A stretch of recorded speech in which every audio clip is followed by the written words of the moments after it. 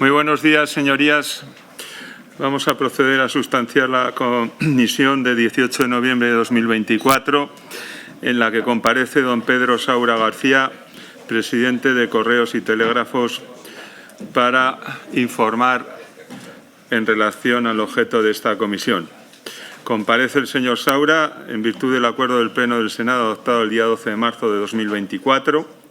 El objeto de esta comisión es analizar contratos, licencias, concesiones, ayudas y otras operaciones del Gobierno y del sector público relacionadas con la intermediación de Koldo García Izaguirre y con las demás personas vinculadas a la trama de investigada en la operación del Orme y respecto a los presuntos delitos relativos a la corrupción que tenga una relación directa o indirecta o conexión con las mismas. La comparecencia del señor Saura se produce en cumplimiento del plan de trabajo y con arreglo a lo dispuesto en la Ley Orgánica 5/1984 de 24 de mayo, que regula las comparecencias de estas comisiones, y de conformidad con dicha ley en los términos en que la citación le fue practicada.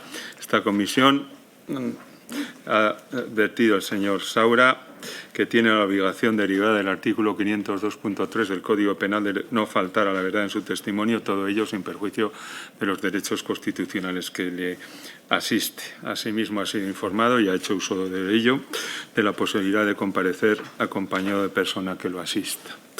En cuanto al desarrollo de la comparecencia, saben ustedes que es pública en virtud del artículo 75 y 190 del reglamento de esta Cámara. Y sin más dilación procedemos a sustanciar la comparecencia. Entiendo que la señora Caballero quiere intervenir. Tiene la palabra la señora Caballero por el Grupo Parlamentario Mixto. Gracias. Buenos días, señorías. Buenos días, señor Saura.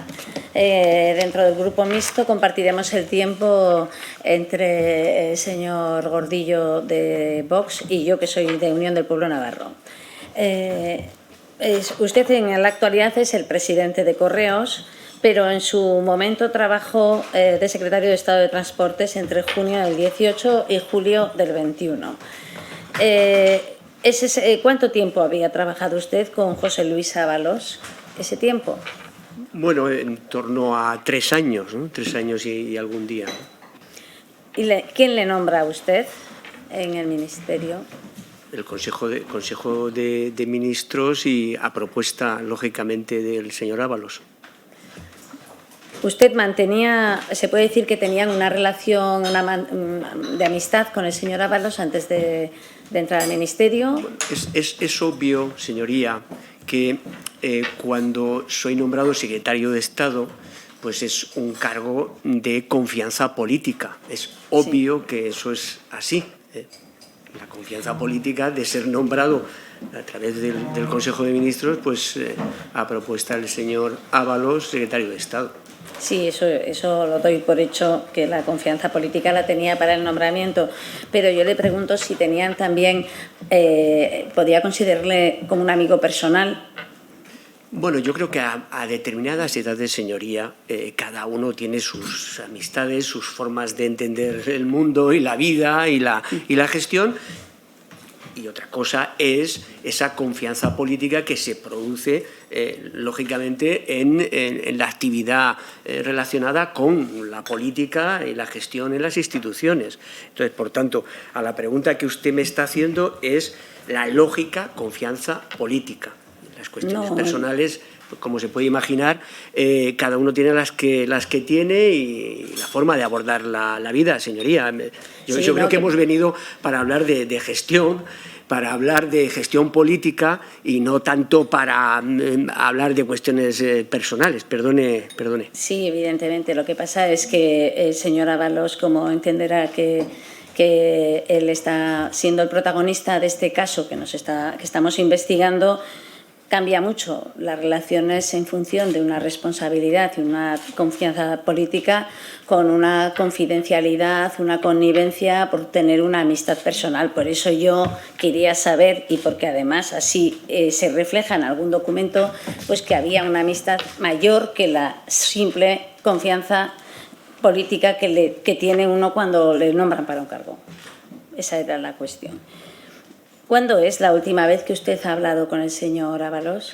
Pues no recuerdo, pero hace bastante tiempo que no he hablado con él. pero tiempo es... De luego, lógicamente, varios meses desde que no he hablado con el señor Ábalos, ¿no? Yo le diría que incluso años. Pero o sea, no lo he pensado y no le puedo decir la fecha. Pero después de que saltase este caso a los medios... No he hablado con él. No ha hablado ya más con él. Después de...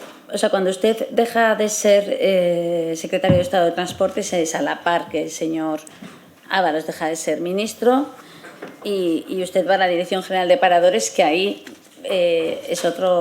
habrá otro nombramiento que le hace algún otro cargo, ¿no?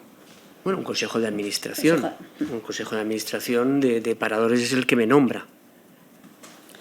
Y para ser director general de Correos, ¿en qué fecha le llaman y quién le comunica? Pero, perdone, estamos hablando de la cuestión que nos trae, ¿no? Es decir, sí, que es una evaluación de una gestión política.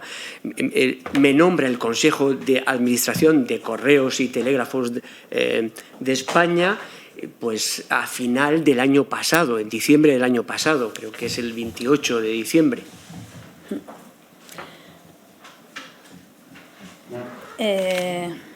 Usted en ese periodo de tiempo que estuvo con el señor Ábalos en el Ministerio también compartió tiempo con su asistente, con Koldo García. ¿Tenían trato habitual? Pero yo conocía a un buen número de asesores del ministro, lógicamente también a este señor, como asesor del ministro. ¿Mantuvieron después de su salida de Transportes relación con el señor... En absoluto. García, en absoluto. Y con el señor Ábalos tampoco. ¿Y al hermano del señor García, a Joseba García, usted le llegó a conocer? En absoluto. Pero supo que quería trabajar en Correos. Me he enterado por algunos titulares de periódicos, desde luego que nadie me dijo absolutamente nada. Son titulares de periódico, pero están en unos informes que han realizado, que están ahora mismo en manos en una instrucción judicial, y hablan de que, vamos a ver, exactamente, que se iban a poner en contacto con una persona para que pudiese trabajar el hermano de Koldo García en Correos. Esto habla en el 27 de diciembre.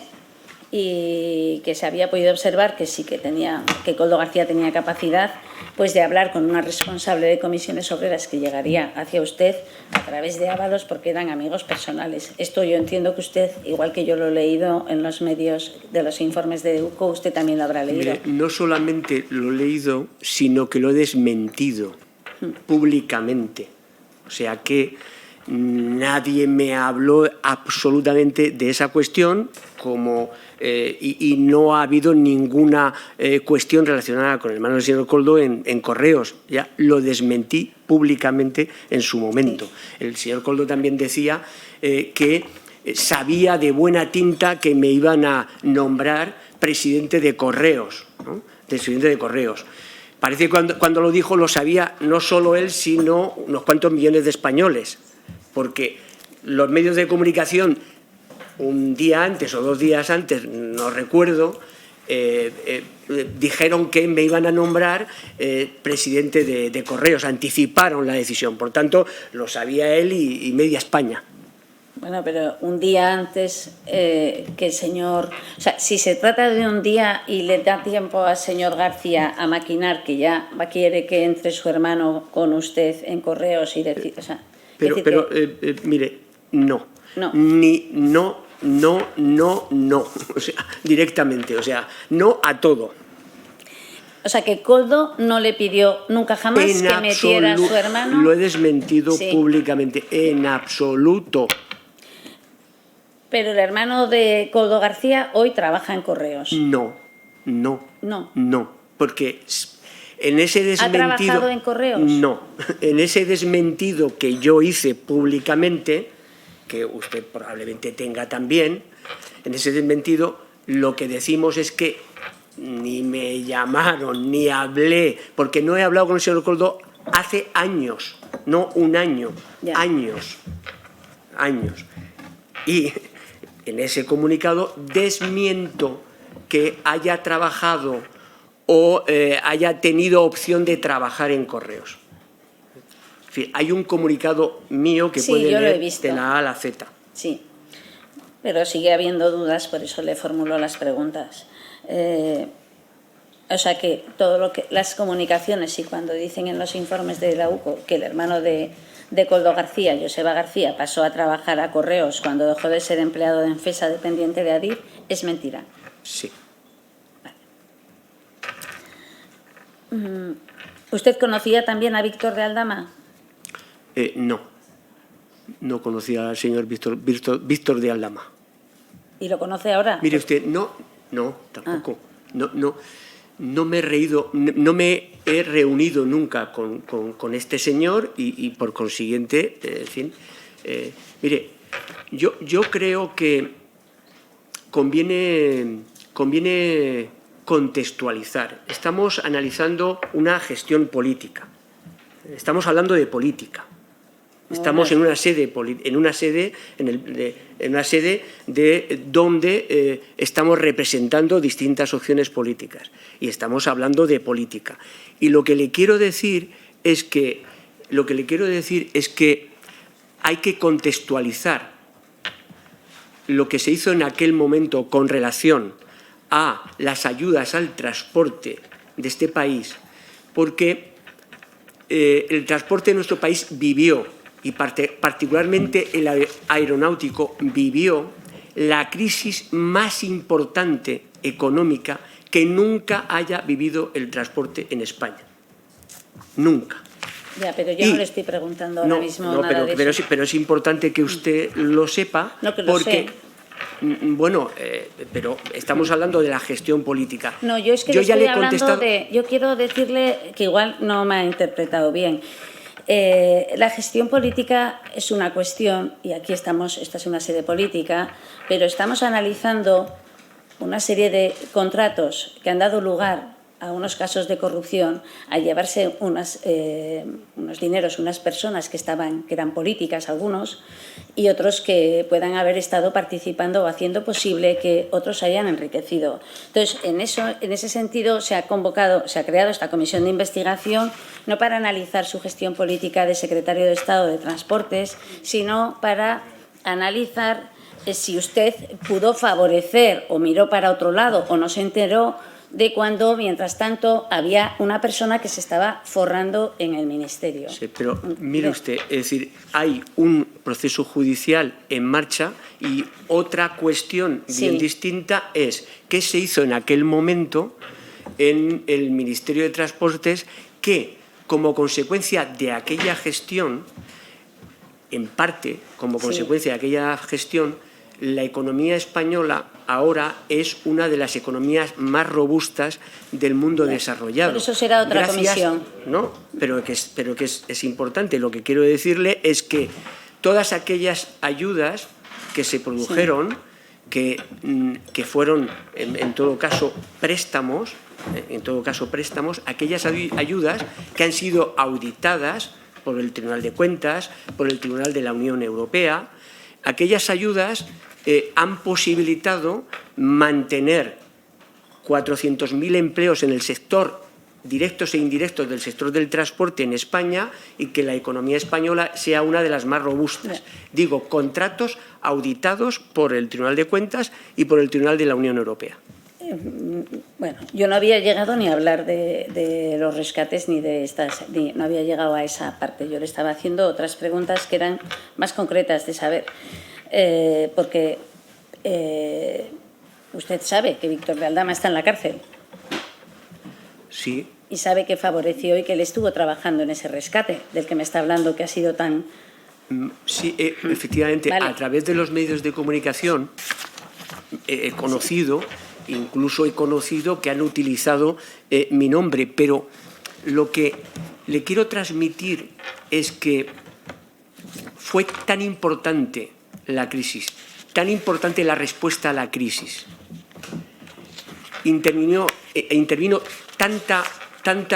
tantos funcionarios tantos empleados públicos en todo ese proceso, que me parece un poco fantasioso, como menos o cuanto menos pensar que una o dos personas pudieron intervenir siquiera en la concesión de estas ayudas. Estamos hablando, bueno, estamos hablando de insisto, contratos auditados por los tribunales de cuentas. Y también los contratos con la empresa Soluciones de Gestión, que han dado lugar a unos beneficios de millones de euros con mordidas y con pagos por encima de... También todos han pasado los filtros de los tribunales de cuentas. Entonces yo lo que quiero decir es que nosotros estamos... Y la deriva penal que pudiera producirse de esas cuestiones, pues se tiene que dirimir, lógicamente, en la justicia. Pues eso estamos intentando poner un poco de luz a ver qué cosas estaban pasando alrededor de... porque usted dice que no le conocía a Víctor de Aldama, pero sí que se emitió un sello en homenaje al Zamora Club cuando él era presidente. ¿Eso no lo hablaron con él? ¿Usted no lo habló con él? Perdone, señoría. Cuando eso se produjo, yo no era presidente de Correos, porque eso se produjo mucho antes de que yo llegara a la presidencia de Correos. Perfecto. Es cierto, entonces, que usted, o sea, usted dice, a ver, ya nos aclarará, vamos, porque también está diciendo, hablando del rescate que se estaba adelantando a contarme de Europa, usted figura en una reunión con los empresarios del caso Koldo, con varios, le vinculan a usted. ¿Usted eso también lo niega? Sí, yo no me he reunido. ¿No ha estado nunca reunido? No me reconozco en esas reuniones, no me he reunido. He mirado, para venir a esta comparecencia, he mirado mi agenda para estar seguro de esa circunstancia que usted me señala y no me he reunido con este señor, pero es que no me reconozco en todas esas reuniones de las que se habla y que parece que estoy ahí en esas reuniones. Bueno, pues ahí está, en los informes aparece el señor Víctor de Aldama, Javier Hidalgo, con Koldo, Ábalos y Saura. Y también dicen que tenían intereses, o sea, Aldama le comentó a Hidalgo que tenía intención de ponerse en contacto con Pedro Saura y que tendrían el borrador. Ahí no participó. ¿Y usted participó en la nota de prensa o no? ¿Pero hubo nota de prensa, señoría? No, le pregunto si usted estuvo... Una cosa es que luego saliese o que la estuvieran preparando. No, pero es que no hubo una nota de prensa. Por consiguiente, nunca ustedes estuvieron trabajando en ese borrador. Pero ya le he dicho que no me he reunido con este señor, pero es que nunca pensé en hacer una nota de prensa, ni nunca, que yo sepa, en el Ministerio se pensó en hacer una nota de prensa.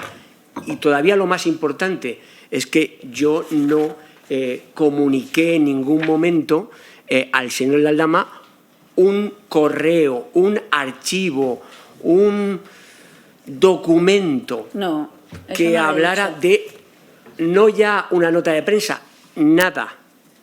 No, pero a usted le han podido llegar por otros lados y al señor Hidalgo le llegó la información, no directamente, o al señor Aldama directamente de usted. Sí, ya, pero usted me lo pregunta, yo ya le he contestado que no.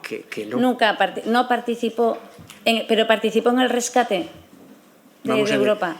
Vamos a ver, entonces, mire, el rescate es como le decía, en marzo, 19 de marzo del año 2020, la Comisión Europea plantea un marco temporal para ayudar a la economía europea, particularmente declara el transporte como un sector importante y un sector estratégico. Y a partir de ahí se pone en marcha una serie de fondos para recapitalizar el sector del transporte, entre los que también en España se plantean esos fondos para financiar con capital híbrido o capital directamente a las empresas en su conjunto, pero particularmente del transporte.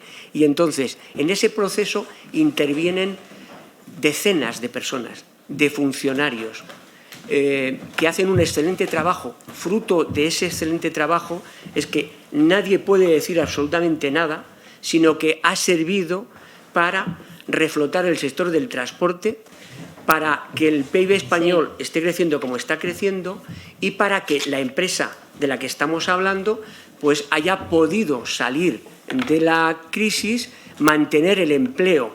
Estamos hablando de entre 4.000 y 8.000 empleos, mantener el empleo y que estos años sean unos buenos años para esos trabajadores y para la conectividad española y para seguir manteniendo el hub de Madrid. Por consiguiente, yo creo que es un trabajo de equipo de muchos ministerios, con muchas personas que han intervenido y con un trabajo riguroso, intachable y además con unos resultados intachables. Porque pensar que, como se desprende de lo que se lee de algunos periódicos, pensar que alguna de estas personas han podido intervenir en ese proceso serio, riguroso, avalado por la Unión Europea, con unos resultados excelentes, me parece, como digo, fantasioso, fantasioso.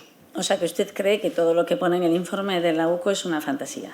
No, lo que hace la UCO es recoger lo que dicen otros. Audios. Claro, pero oiga, usted me está preguntando a usted, yo no me he reunido con este señor, y lo que le estoy diciendo es que pensar que estas personas, cuando ya la Comisión Europea en marzo dice, bueno, Vestager, la miembro de la Comisión Europea que se encarga de los temas de competencia, ¿no? La comisaria de competencia, habla del sector de la navegación aérea como estratégica, cuando además se plantean planes de viabilidad, acuerdos para las garantías, acuerdos de gestión, de gobernanza, etcétera, etcétera. Decenas de documentos. Pensar que estos señores han intervenido en el rescate de Europa, como digo, cuanto menos me llama la atención. Sí, y le llama la atención que esté investigado el señor Ábalos. ¿Les llamó la atención cuando salió el caso de las mascarillas? Mire, yo lo que le quiero decir que al final estaban trabajando con él en el mismo espacio. No, lo que le quiero decir es que de lo que hablamos aquí, porque la justicia, la UCO, hace su trabajo.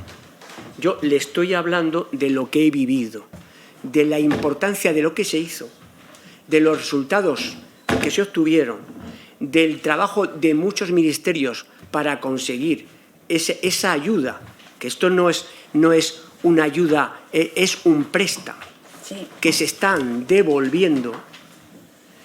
Le estoy hablando de todo eso, de esa gestión política.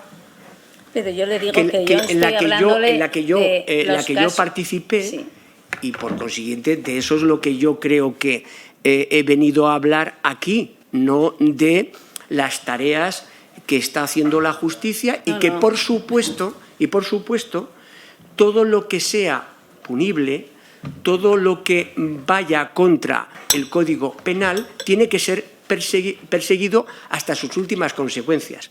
Pero ya le digo a usted que es un expediente del que usted me habla, no solamente auditado y avalado, sino con excelentes resultados, y la compañía está devolviendo esas ayudas y además prestando un buen servicio al empleo, a la conectividad de la economía española, de la que todos tenemos que sentirnos orgullosos.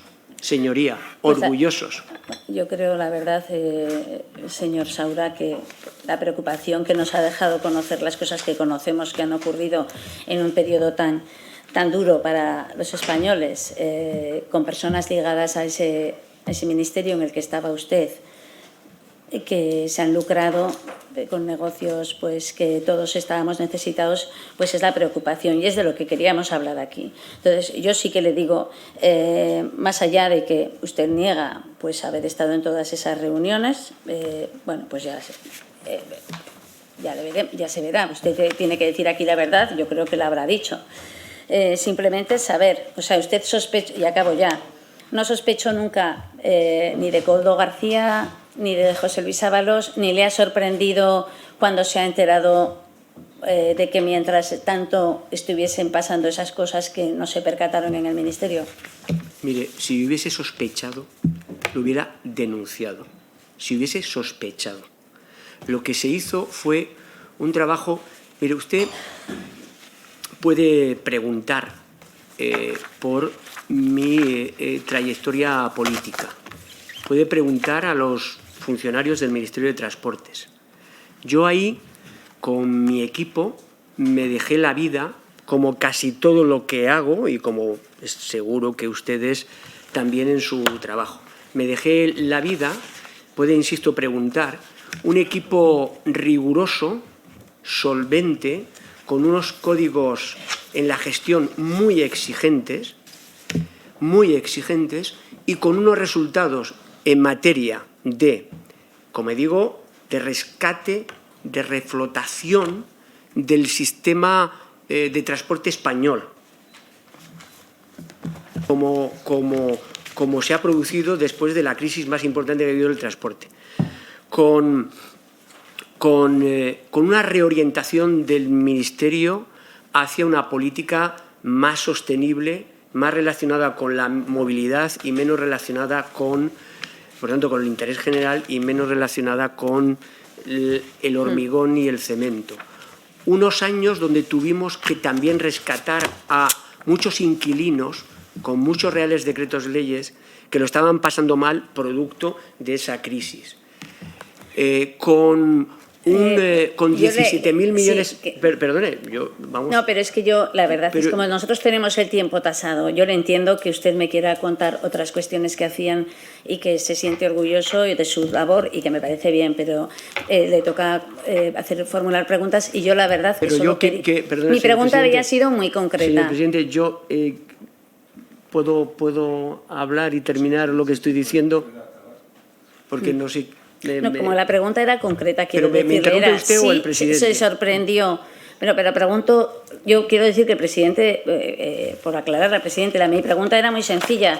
Si se sorprendió de que Koldo García y el señor Ábalos, que estaban en el Ministerio, estuvieran metidos cuando saltó el caso. No todo lo demás que me ha contado. Perdone, cada uno argumenta como le parece más adecuado y usted me ha preguntado por si me sorprendió con el que vivió 3 años y que si eso no le parece a usted, y entonces yo estoy tratando de argumentar. Le he contestado de entrada a su pregunta. Pues ya está. Sí, pero oiga, cada uno, vamos a ver, estamos en las Cortes, estamos en el Senado, en el templo de la palabra, y entonces cada uno argumenta como cree oportuno, y quien creo yo que me debería cortar es, en todo caso, el presidente que dirige esta... Señor Saura, el presidente no le ha cortado. Acabe usted de formular su respuesta. Ya he terminado, señor presidente. Me lo imaginaba. Señor Gordillo, tiene usted la palabra. Muchas gracias, señor presidente. Buenos días, señorías. Y en el tratamiento de señoría le incluye usted, puesto que ha sido senador por designación, si no me equivoco, desde 2007 a 2008, condición que usted y tratamiento que usted no pierde. Ha dicho usted, señor Saura, señoría, que usted ostentaba y ostenta actualmente cargos de confianza política. Probablemente por eso su nombre aparece en numerosas ocasiones en los informes de la unidad operativa de la Guardia Civil en la UCO, que investigan la trama de corrupción que acorrala a este Gobierno y a diferentes ministerios, entre ellos el Ministerio de Transportes, encabezado por el señor Ábalos. Y su nombre aparece en torno a 4 de los investigados, según el informe de la UCO, me refiero. No es un juicio de valor mío. A 4 de los investigados, el señor Koldo García Izaguirre, don Javier Hidalgo, don Víctor de Aldama y el propio ministro. Usted era secretario de Estado en noviembre del año 20, fecha en que el Gobierno concede un rescate a Air Europa con 475 millones de dinero público. ¿Es así? ¿Era usted secretario de Estado? Sí. ¿Qué papel tuvo usted concretamente en la adjudicación de recursos del erario a la empresa del señor Hidalgo, Air Europa, en el llamado rescate? ¿Entraba esto dentro de sus competencias? Vamos a ver, como le decía, estas ayudas que están en el marco de la Unión Europea, que se ponen en marcha en marzo del año 20, esas ayudas implican la participación de muchos ministerios. Lógicamente, en esas ayudas que abre la Comisión Europea, con ese marco temporal, para evitar que esas ayudas sean ayudas de Estado, el transporte ya se declara y el transporte aéreo como un sector muy importante y estratégico. Lógicamente, el Ministerio de Transportes es el ministerio del ramo del transporte. Y lo que puso de manifiesto el Ministerio de Transportes son varias cosas. Con mi equipo a la cabeza, porque, como le decía anteriormente a la persona que ha intervenido anteriormente, me gusta trabajar en equipo con mucho rigor, con unos códigos exigentes en materia de gestión. Nos ponemos a trabajar con varios objetivos. Primero, abordar una situación dramática. Es que es bueno contextualizar. A ver, es bueno permítame que le interrumpa, señor Saura. Yo le he hecho una pregunta concreta y yo les ruego a usted concreción, porque si no, la estrategia la veo clara. Usted va a enrollarse en cada pregunta que yo le haga y no vamos a llegar a ninguna conclusión. Yo le he preguntado muy concretamente si entraba o no entraba dentro de sus competencias. La respuesta es sencilla. No me cuente usted el funcionamiento de la Secretaría de Estado, que puedo conocerla o no conocerla, pero no es lo que yo le he preguntado.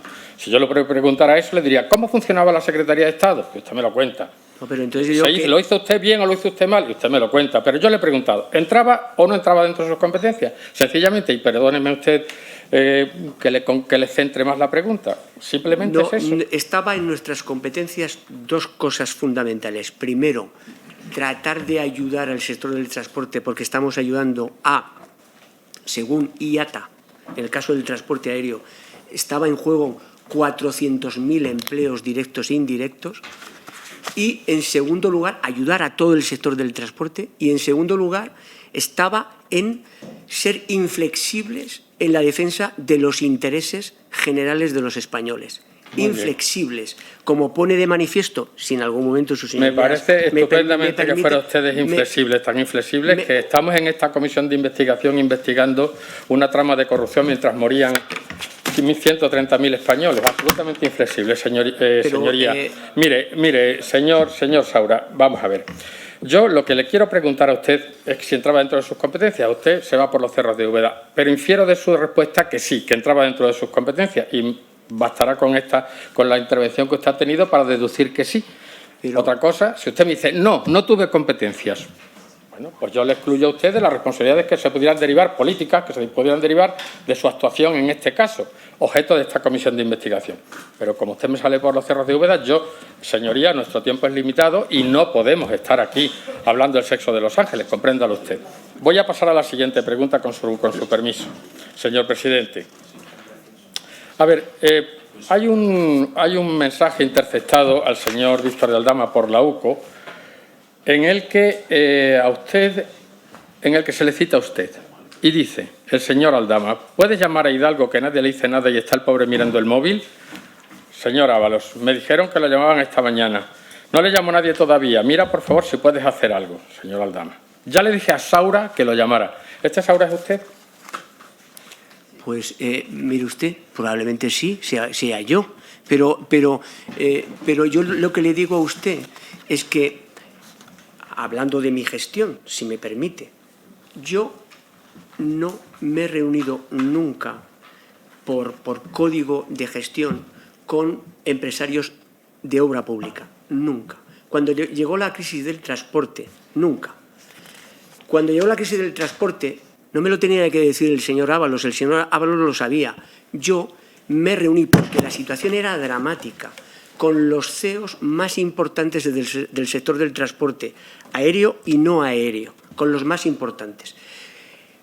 Y además siempre lo hacía con dos premisas. Una, nunca solo, siempre con personas de mi equipo. Y, en segundo lugar, nunca hablando del expediente, solo del dramatismo de la situación. Por consiguiente, me reuní con el CEO de Iberia, me reuní con el de Air Nostrum, con el de Volotea, también con el de Globalia y con todo el sector del transporte por carretera. Muy bien, me doy por contestado. O sea, usted dice que pudo ser. Dice, yo le he preguntado, ¿era usted Saura? Dice, pude ser. Bueno, pues pudo ser.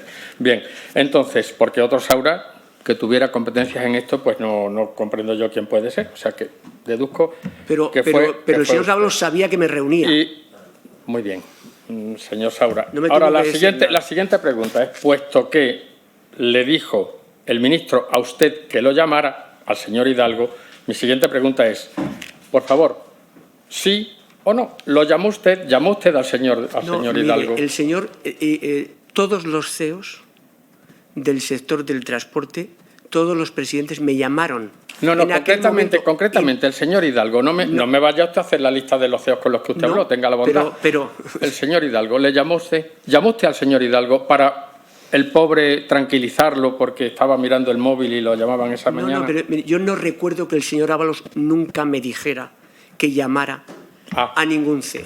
Pues ya está. No, porque no lo recuerdo, entre otras cosas, si me permite, claro que le permito. Porque el señor Ábalos sabía que me estaba viendo, insisto, siempre con mi equipo y siempre hablando del interés general, con los presidentes del transporte más importantes de nuestro país, particularmente del sector aéreo.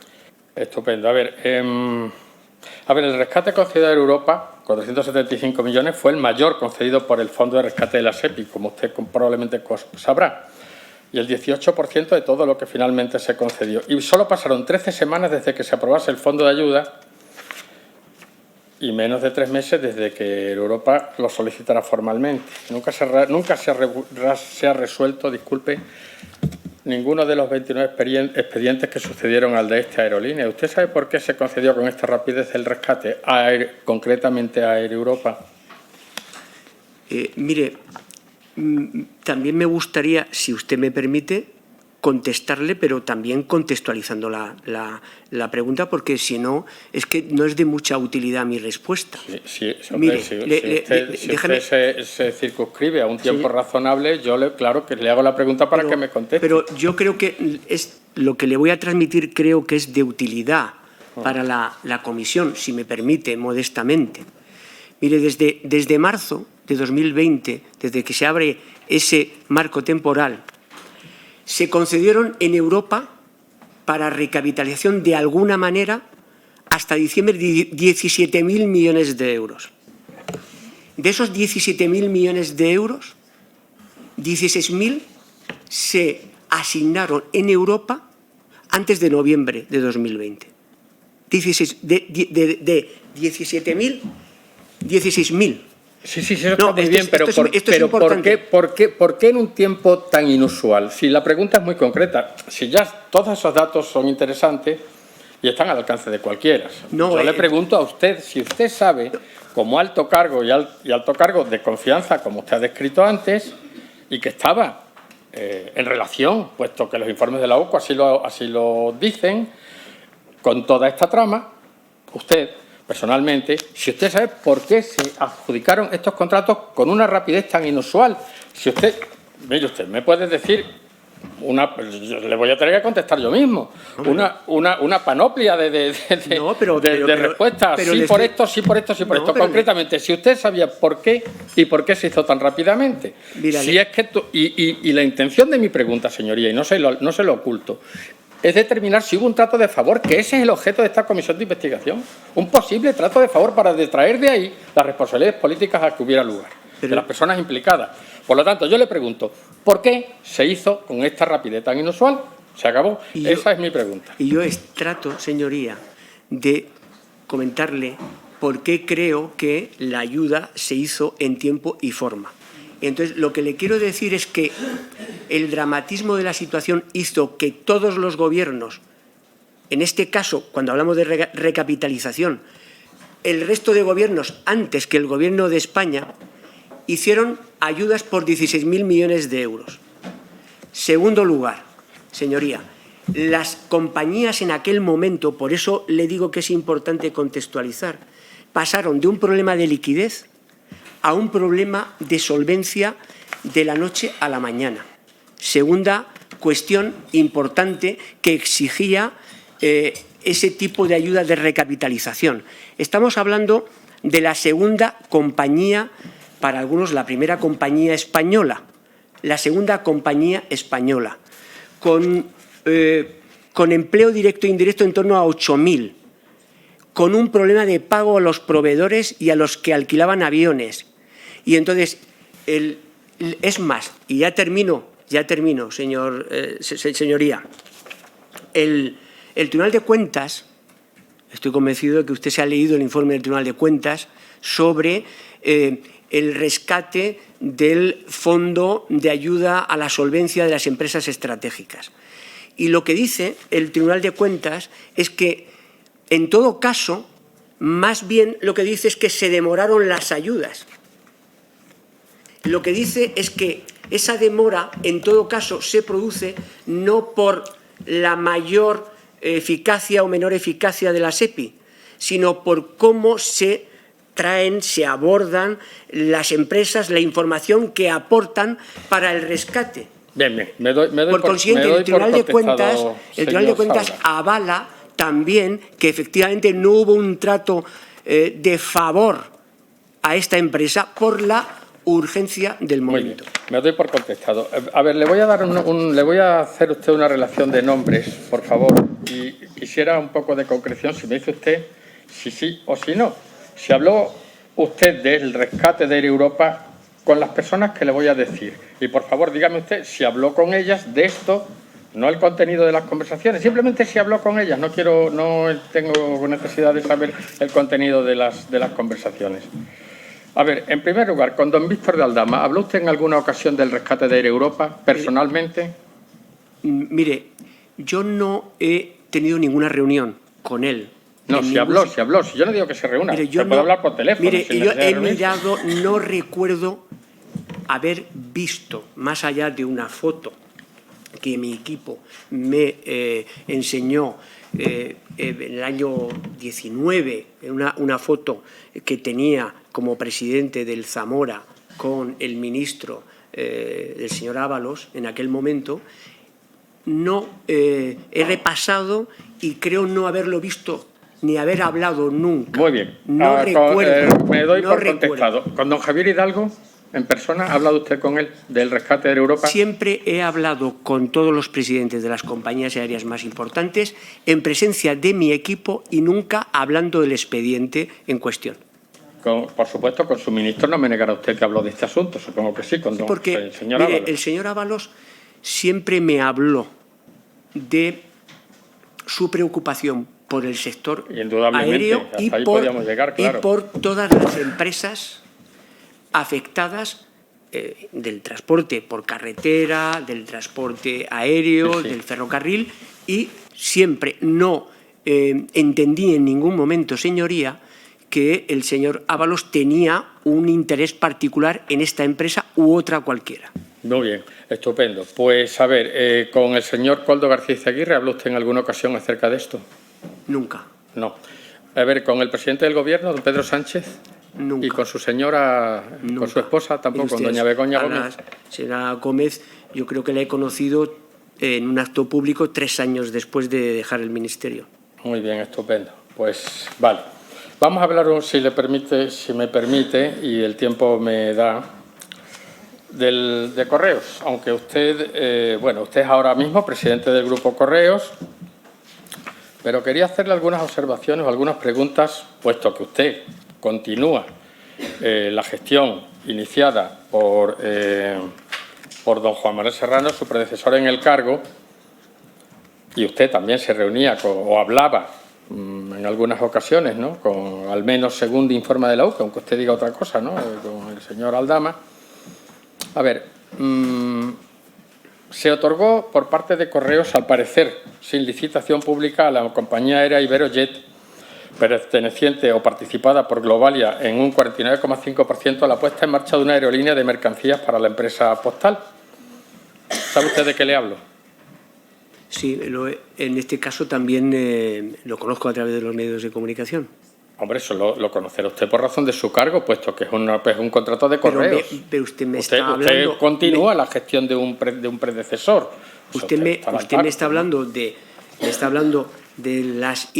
la gestión, las interioridades de un contrato que no conozco. Conozco que en este momento la compañía Correos y Telégrafos está defendiendo el interés de la compañía en los tribunales. Esto es lo que conozco. Luego, ¿no sabe usted cómo se concedió este servicio? No le puedo decir nada, señor. Ni sabe tampoco por qué se prescindió, al parecer, del procedimiento de licitación pública que se concedió a Iberojet, participada por Globalia, propiedad del señor Javier Hidalgo, que, por cierto, esta comisión no es capaz de encontrar para someterle al interrogatorio que la ley prescribe, dicho sea de paso. Bueno, y usted, entonces, cuando llega a Correos, no tiene ningún conocimiento de este asunto, de este contrato. Cuando llega a Correos, no. No. Nadie le advierte, nadie le dice, nadie. Y tampoco con el revuelo que ha organizado todo este asunto del señor de Globalia. Simplemente el nombre Globalia ya llama a una alerta elemental, ¿no?, por parte del responsable de una empresa pública de la importancia de Correos. Usted no ha tenido conocimiento de nada de esto en absoluto. Lo que le digo es que la propia compañía, sus servicios jurídicos, la Secretaría General, está haciendo su trabajo desde el minuto que efectivamente está reclamando en los tribunales lo que le corresponde. Y eso es lo que sé. Eso es lo que le puedo decir. Esas son entonces las medidas que se han tomado una vez que usted llega a Correos, lo que usted nos acaba de describir, ¿no?, respecto a este contrato. Digamos, estas medidas, antes de que yo llegara a Correos, ya se habían tomado previamente. Por tanto, lo que hace Correos es defender sus intereses, los intereses públicos en los tribunales, y esto es lo que sé. Siento, no puedo decirle mucho más. ¿Y no considera usted oportuno, no le voy a decir yo cómo tiene que hacer su trabajo, naturalmente, pero no consideraría usted oportuno realizar alguna auditoría interna en Correos al respecto de este contrato? ¿No se le ha ocurrido a usted nunca? Mire, yo en la medida que la compañía está haciendo lo que tiene que hacer, y es reclamar lo que en su justa medida le corresponde, su trabajo lo está haciendo bien. Las auditorías internas y externas son auditorías, en el caso del Tribunal de Cuentas, la Intervención General del Estado, no me corresponden a mí. En fin, cuando lleguen esas auditorías, pues las abordaremos adecuadamente.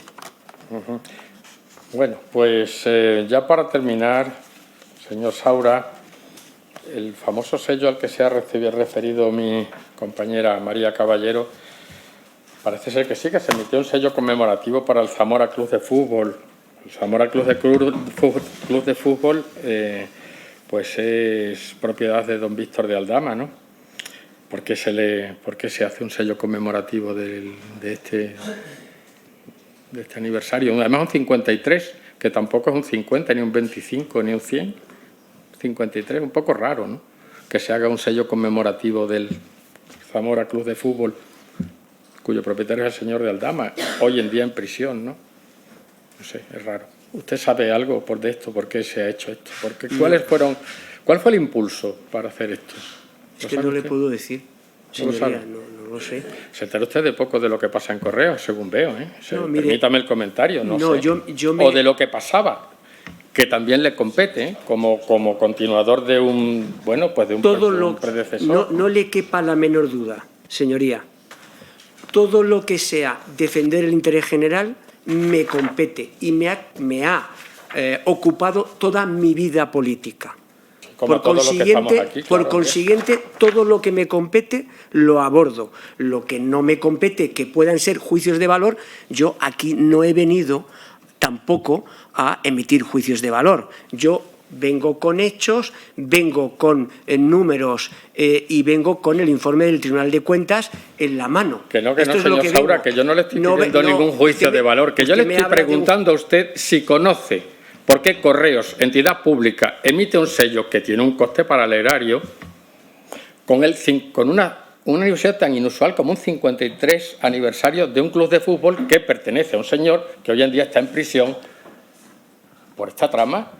Y vuelvo a decirle lo mismo, que usted puede decir lo que quiera, aquí y ahí sí se permite usted hacer juicios de valor, ¿no? Que aquí se hizo una labor ejemplar y todos estábamos, yo también tenía un cargo público entonces, y todos estábamos efectivamente, y todo el mundo estaba inmerso en una catástrofe como la pandemia, pero lo que no se ha dado en ningún lugar del mundo es una organización para el latrocinio de fondos públicos como se ha dado en España, señor Saura. Y no le acuso a usted, yo le estoy haciendo una valoración de unas circunstancias que se han dado aquí, en España, y en ningún lugar del mundo. Y esa es la razón por la que estamos intentando dirimir las responsabilidades políticas de las personas implicadas. Simplemente esto. Entonces, claro, a mí ya la verdad es que es un poco, no sé cómo decirle, descorazonador, ¿no? Que vienen muchos servidores públicos y dicen, no, es que estamos haciendo una gestión ejemplar y tal. Si nadie duda de la gestión que se hiciera, pero ejemplar no fue, porque aquí se ha robado dinero, presuntamente. Y ese es el objeto de esta comisión. Y no me queda más que darle las gracias por su colaboración en esta comisión, señoría, y muchas gracias, señor presidente. Señor presidente, ¿puedo intervenir? Por supuesto, no faltaba más. Gracias. Sí, Gracias, señoría. Mire, yo lo que trato es de aportar datos, de aportar elementos, de aportar contexto, de aportar informes sobre una gestión política, para que ustedes hagan convenientemente y rigurosamente su trabajo. Yo tengo ahí una valoración política global sobre una gestión en materia del rescate de la economía española muy positiva. Ahí están los resultados.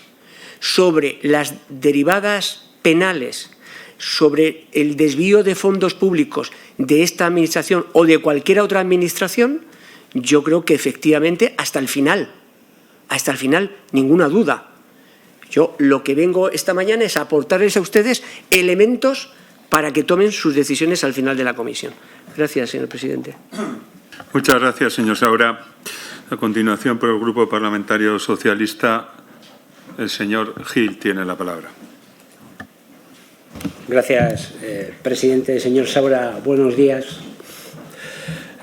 La mayoría, bueno, muchos de los miembros de esta comisión lo conocemos hace ya muchos años y yo creo que es un común denominador de... hay ciertas cuestiones que a usted le avalan, ¿no? Y es el rigor en su trabajo y a lo largo de su trayectoria profesional. No voy a citar yo aquí todo su currículum, que es bastante extenso, pero yo le doy la bienvenida a la Comisión Crucifixión. Aquí usted ha venido a ser crucificado. Diga lo que diga, da igual. Porque es verdad que desde el inicio de esta comisión, le pondré un ejemplo, nosotros queríamos traer a los órganos fiscalizadores y no se quiso. Se le ha dejado venir a la presidenta del Tribunal de Cuentas y hasta ahí hemos llegado. No nos han dejado preguntarle a los órganos fiscalizadores de las comunidades autónomas, no nos han dejado a algunos órganos que podrían ser de la Administración General del Estado para ver si se hizo bien o no lo que ocurrió en aquellos días. Fíjese, si es curioso que en esta comisión había 16 partidos representados y hoy quedamos 4.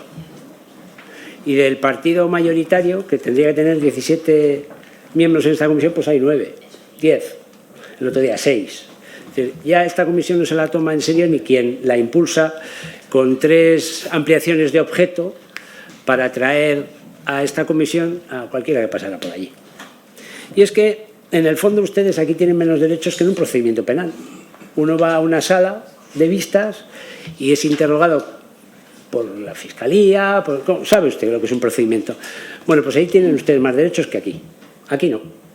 Aquí, lo ha visto usted por los 2 intervinientes que me han antecedido, y me temo que así será por los que me van a preceder. Le preguntarán y le contestarán. Y es verdad que estamos hablando de temas muy serios, porque cuando se habla de dinero público, usted lo ha dicho muy bien, cuando haya una mínima sospecha de que eso se haya podido hacer de manera delictiva, lo voy a decir con todas las palabras, pues hay que perseguirlo. Pero es verdad que a veces a algunos de los que interpelan se les olvida poner la palabra presunto. Yo siempre digo que aquí la tribuna no nos exime de responsabilidades. Es verdad que nos da una serie de facultades, pero no nos exime de responsabilidades. Responsabilidades penales también. Y yo les pediría a todos los que intervienen hablar de latrocinio sin poner presunto, hablar de que se ha desviado dinero público sin poner presunto, pues también tiene una serie de consecuencias penales. ¿Vale? Usted hablaba antes, y no le han dejado, del momento que vivimos en el 2020. Y efectivamente yo me va a permitir, poniéndome un poco en su persona, pues la verdad es que tuvo que ser desalentador ver cómo se caía la economía en su conjunto. Y sobre todo el sector de los transportes, usted lo ha dicho, sector calificado de esencial. De hecho, el ministro en aquel momento estaba dentro de ese Sanedrín que se estableció como por parte del Gobierno, como ministros que tenían un carácter esencial para el desarrollo de la escalada y de la desescalada. Y es verdad que en aquel momento en España se rescataron un montón de empresas, fundamentalmente del transporte y del turismo. Usted lo conoce perfectamente porque unas y otras en algunos casos estaban ligadas.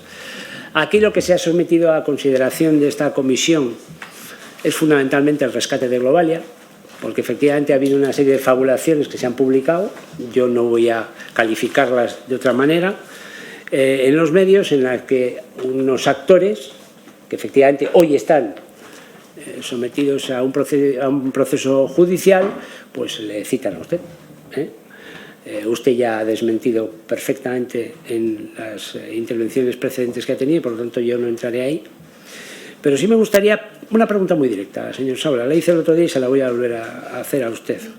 ¿A usted se le ha llamado en el procedimiento judicial que ahora mismo se está desarrollando con respecto a los hechos, aparte de los hechos que está viendo esta comisión?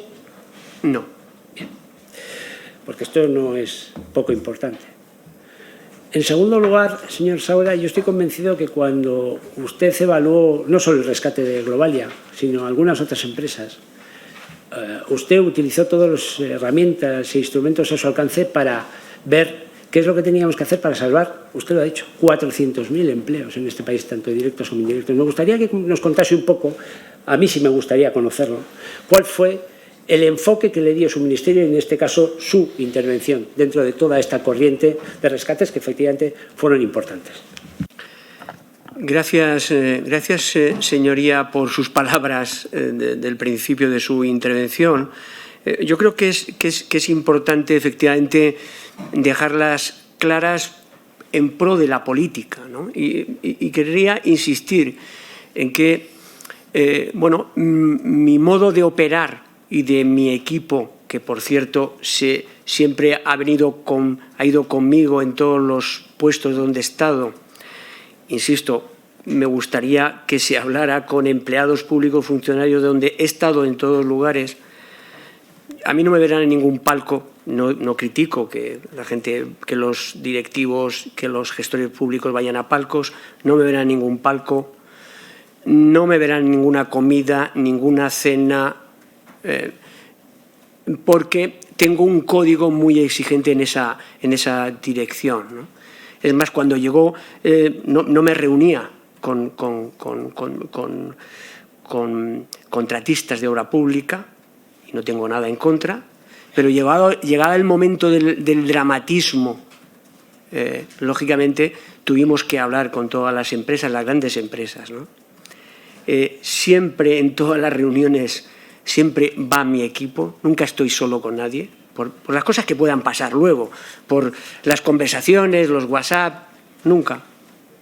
Y en este caso lo que le quiero decir es que efectivamente IATA, una organización internacional que analiza el transporte aéreo y regula el transporte aéreo, hablaba en España de una pérdida de 400.000 empleos. Eurocontrol hablaba de una caída, de una reducción de los vuelos de un 94% en esos meses. Bueno, en el caso de España, nosotros estábamos jugando en ese momento el Brexit, estamos jugando la pandemia, la mayor crisis del transporte del mundo, y estamos jugando también la importancia del hub de Madrid, la importancia del hub de Madrid. Esas partidas había que jugar, y en el caso de Air Europa, estamos hablando de una compañía que factura que facturaba en torno a 4.000 millones de euros, que 4.000 empleos, 8.000 empleo con el empleo indirecto. Es la segunda compañía española, pesa en Madrid-Barajas, pesa en torno al 16-17%, pesa en el volumen total de ingresos en torno 18-19%, y con relación a los vuelos Madrid, centro y el sur de América, en torno al 23%. Bueno, una compañía que no solamente nadie lo ha dudado, ni la Comisión Europea, Stager, que dicen de entrada, todas las empresas del transporte aéreo, sean más grandes o más pequeñas, son estratégicas. Esto es lo que dice la Comisión Europea, lo dice también, lógicamente, ha habido sentencias del Tribunal General Europeo hablando de que efectivamente es un sector estratégico, independientemente de lo grande que sea la compañía, y el Tribunal de Cuentas, porque efectivamente, como usted señalaba, al final el Tribunal de Cuentas, el trabajo que hace responde a la demanda que hace el Parlamento, el Congreso y el Senado, efectivamente, como usted señala. Y por consiguiente, yo creo que es un sector y una compañía importante, y nadie dudaba ni nadie duda de la necesidad de ayudar a la compañía, que, insisto, son préstamos que tiene que devolver. Ahora hablaremos de las garantías. Hay una cuestión que antes no he contestado a la persona que ha intervenido anteriormente, al senador que ha intervenido anteriormente, pero conviene que lo señale. El transporte aéreo español, entre líneas ICO y fondo de solvencia, fondo de ayuda a la solvencia de las empresas estratégicas, recibió en torno a 3.000 millones de euros. 3.000 millones de euros. El transporte en general, todas las ayudas sobrepasaron los 7.000 millones de euros. En Europa, las ayudas que recibió ambas están en torno al 20% de esos 3.000 millones de euros. Exactamente lo que pesa en Europa en el reparto de los ingresos, en el peso que tiene la compañía en el sector aéreo español. Es decir, ¿por qué? No tenemos que olvidar que los ICO y la línea a continuación es producto, primero, de un marco europeo y producto de una evolución de problemas de liquidez a problemas de solvencia. Insisto, todo el sector aéreo se llevó, fue ayudado, fue avalando para conseguir en torno a 3.000 millones de euros. Esta compañía obtuvo porcentualmente lo mismo que representa en el conjunto del sector. Nada más, gracias. Muy bien. Miren, no le vamos a hacer, señor Saura, muchas más preguntas. Como el otro día ya tuvimos algunas calificaciones que reitero, no se le puso delante presuntos, y se hablará de condenados y de, en fin, porque ya sabe que en el lenguaje político últimamente se ha instalado el todo vale. Aquí condenados está Pedro Antonio Sánchez, que es el presidente de Murcia del PP, por falsificar un concurso para adjudicar a dedo obras de un auditorio. Eso es condenado. Y el otro día hemos conocido como la sede de Génova, ya no es que lo digamos nosotros, lo dice el Supremo, pues queda acreditado que se pagó con dinero negro. Es decir, que eso son condenas. A partir de ahí, como estamos hablando de suposiciones, sobre todo judicializadas, yo me va a permitir que me quede aquí, darle las gracias. Ha vuelto usted a demostrar que es un gran servidor público en la política y, por lo tanto, decirle que, en fin, que con orgullo compartimos carné y espero que lo hagamos mucho tiempo. Muchas gracias. Gracias.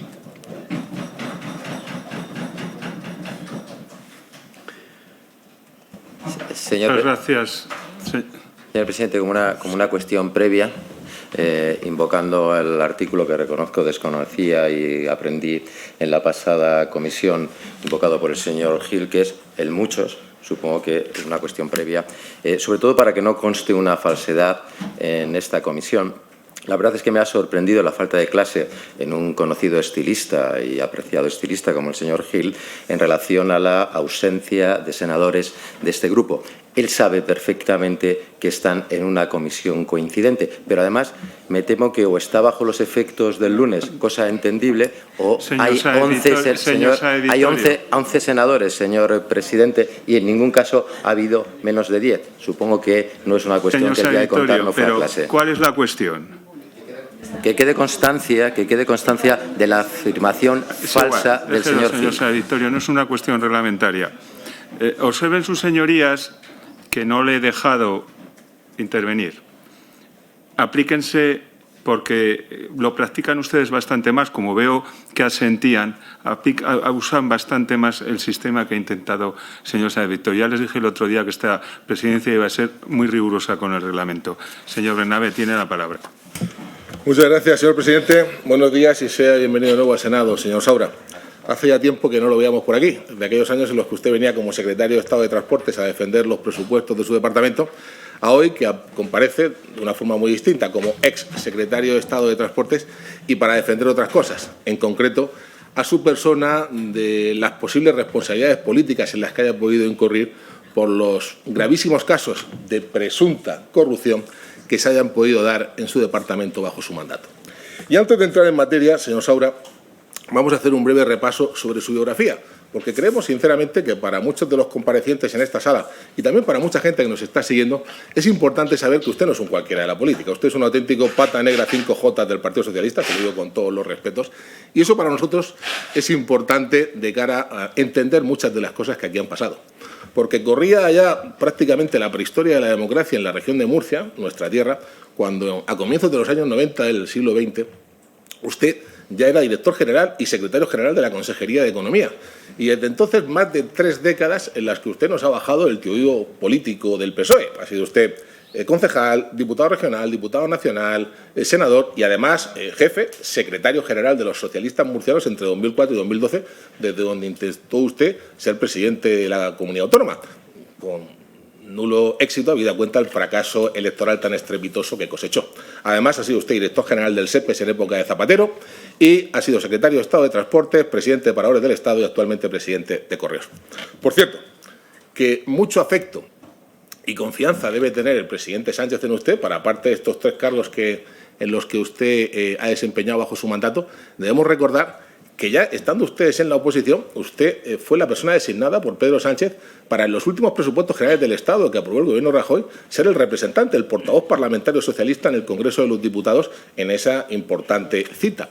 Y además también llama poderosamente la atención el que cuando Ábalos es cesado y con él cae toda la cúpula ministerial, usted es el único que salva su silla, siendo destinado a ese lugar dorado y por todos tan apetecido que es la presidencia de Paradores del Estado, desde donde hace poquito, hace apenas un año, su jefe lo ha llevado nuevamente a afrontar un auténtico miura, como es sacar de la ruina, de la quiebra técnica en la que muchos dicen que se encuentra Correos. Es decir, que algo tendrá el agua saurista cuando la bendice el dedo sanchista de esta forma, señor Saura, y se lo digo de forma elogiosa.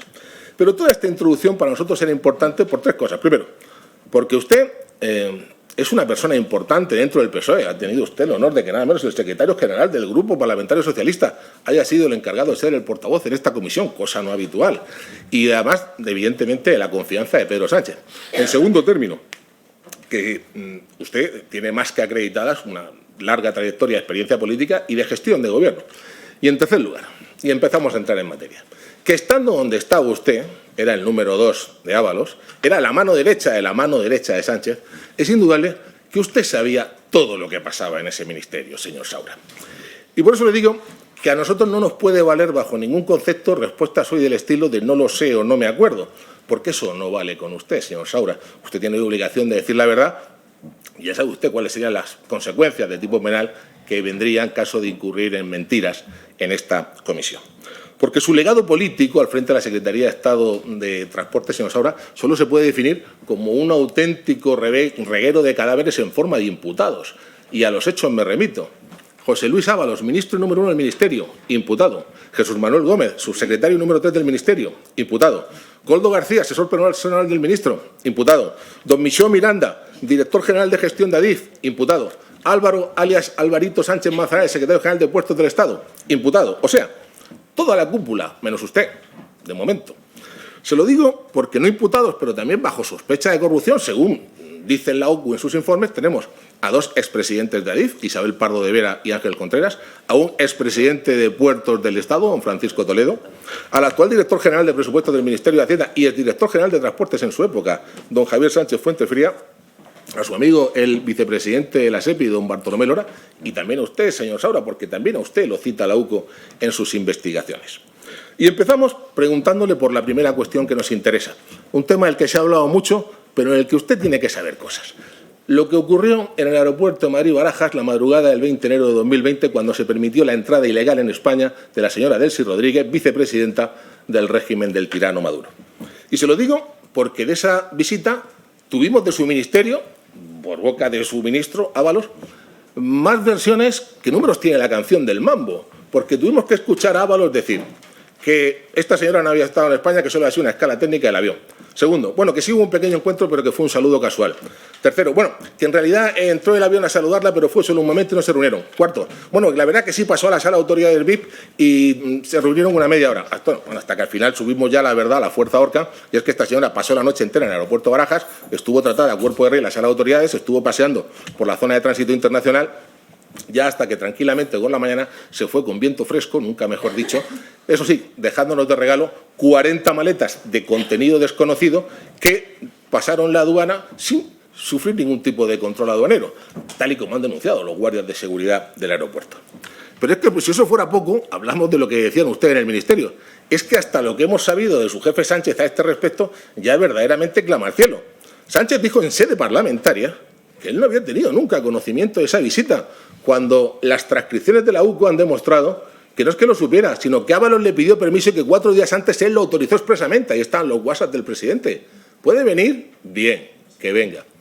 Esta misma mañana nos hemos despertado con que ha publicado un medio una noticia diciendo que incluso dentro del avión de Delcy, Ábalos llamó a Sánchez y Sánchez estuvo hablando con la señora Delcy. Es decir, que hubo una conversación. Esto no son cambios de opinión, esto son mentiras del presidente del Gobierno. Eso sí, y hasta que Sánchez dijera que Ábalos era un fuera de serie por haber evitado un conflicto diplomático internacional. Un conflicto diplomático por impedir la entrada de una persona que tenía prohibido pisar suelo Schengen. ¿Nosotros con qué equipo jugamos? ¿Con el de las democracias occidentales europeas o con las repúblicas bananeras aliadas de las dictaduras bolivarianas? En suma, señor Saura, a nuestro juicio, todo lo que pasó aquel día allí son caraduras, mentiras y cintas de vídeo, afortunadamente en manos de un juez, según le reconoció el director del aeropuerto la semana pasada a preguntas de mi compañera Inmaculada Hernández. Y tenemos claro una cosa, usted como secretario de Estado de Transportes era responsable directo de esa infraestructura, claro, junto al ministro, pero sabe usted que por delegación quien despachaba con el presidente de AENA era usted. Entonces, lo primero que le preguntamos, señor Saura, ¿cuándo se enteró usted que venía la señora Delcy? ¿Quién se lo dijo y qué hizo usted al respecto? Gracias, señoría, gracias, presidente. Usted ha hablado previamente de muchas cosas, de mi currículum y he hablado también de mi legado, entre otros lugares en el Ministerio de Transportes. Como usted ha hecho, permítame, una pequeña homilía, pues yo también quiero hablar de mi legado en el Ministerio de Transportes. No le he preguntado por su legado, señor Saura. No, es que la pregunta, yo hago las introducciones que considero oportunas. La pregunta es clara, caso del Seagate. ¿Cuándo se enteró usted que venía esta señora? Esa es mi pregunta. ¿Quién se lo dijo y qué hizo usted? Yo creo que mi intervención, tengo derecho a argumentar y utilizar las palabras, señoría. No le estoy preguntando sobre su legado. Le repito las 3 preguntas. ¿No las ha entendido, señor Saura? Vamos a ver, señor Saura, esto no es fácil. No es fácil y más con un compareciente de su experiencia. Yo entiendo que usted quiera contestarle al señor Bernabé, lo que sí que le ruego que no se extienda. Tampoco le digo que diga sí o no, sino sencillamente haga alguna consideración, pero que no se extienda. Gracias por su amparo, señor presidente. Sí, lo que le quería decir es que en ese trabajo que desarrollamos en el Ministerio de Transportes, los resultados para el transporte, para la movilidad y para la economía española son más que evidentes. No solamente salvamos a 400.000 empleos, es que hoy la economía española ha generado, digamos, más empleo. Señor presidente, de verdad, hay un tiempo limitado. Ya ha explicado a los representantes de UPN, a los representantes de Vox y al representante del PSOE su legado como magnífico secretario de Transporte y lo que le pasaba a las aerolíneas. Escucharlo una cuarta vez nos parece excesivo con la limitación de tiempo, señor presidente. Señor Bernabé, deje que conteste, señor Saura. Le pido concreción, por favor. Bueno, el trabajo posibilitó inversión pública, fondos europeos, posibilitó salvar al transporte y salvar a miles y miles de inquilinos que no podían pagar el alquiler. Eso es lo que hicimos, además de un proyecto de ¿Y con ley respecto a Delsi, qué hizo, señor Saura? Mire, sobre esa pregunta concreta que usted me está haciendo, lo que le quiero decir es que yo en ningún momento me enteré de cuándo venía, por qué venía, a qué venía la señora Delsi a nuestro país. Siento defraudarle. No, pero fíjese usted, es que acaba usted de decir exactamente lo mismo que la semana pasada nos respondió el señor director general del Aeropuerto de Madrid-Barajas, Adolfo Suárez, señor Álvarez Fernández, insisto, a preguntas de mi compañera Inmaculada Hernández, en la que él dijo que nadie lo avisó de que venía la señora Delsi, que nadie le dijo nada cuando estaba allí, que se enteró de lo que él sabe leyendo los medios de comunicación y que pese a que eso estaba dentro de sus competencias y responsabilidades como director del aeropuerto, el tener conocimiento de todas estas cuestiones, nunca nadie jamás le pidió una explicación. Nunca nadie jamás le pidió que abriera una investigación, ni que incoara un expediente informativo. Y ahora yo le pregunto, usted, que era el superior jerárquico de este señor y el presidente de AENA, cuando llega esto, ¿por qué no dio usted esa orden? ¿Por qué no pidió usted que se incoara una investigación? Le quiero decir tres cosas. Primera, porque en su primera intervención ha hablado de las mascarillas. Lo que le tengo que decir es que es muy evidente. Yo no hablo de mascarillas. Habla de las mascarillas porque he hablado de otras personas. Yo no hablo de mascarillas. Bueno, ha hablado de le las sigo mascarillas. preguntando, Oiga, señor Saura. pero me creo lo que usted ha dicho. Me creo lo que usted ha dicho. He leído en la documentación que me han enviado que se me respetarán los derechos constitucionales que tengo como ciudadano. Entonces, yo le pido amparo justamente para ese respeto que necesito en este preciso instante. Mire, señor Saura, usted lleva ya mucho tiempo en política. Ahora no me invoque un derecho constitucional que no existe en la Constitución, porque a usted le están haciendo una pregunta, usted puede contestar o dar 20 rodeos. Ya le he pedido concreción. Sí, pero, señor presidente, usted está escuchando señor Saura, no está escuchando la conversación, está escuchando una serie de preguntas sobre las que yo no puedo argumentar, contestar libremente como ciudadano español. Esto es fundamental. Oiga, mire usted, si no pasa nada, si no pasa... Mire, señor Saura, le convino a que conteste y no siga dilatando el tiempo, porque ya sé lo que va a pasar, que ya nos conocemos hace mucho tiempo, señor Saura. Bueno, conteste, señor Saura. Sí, lo que le quiero decir es que, vamos a ver, es decir, vengo aquí al templo de la palabra y no puedo hablar.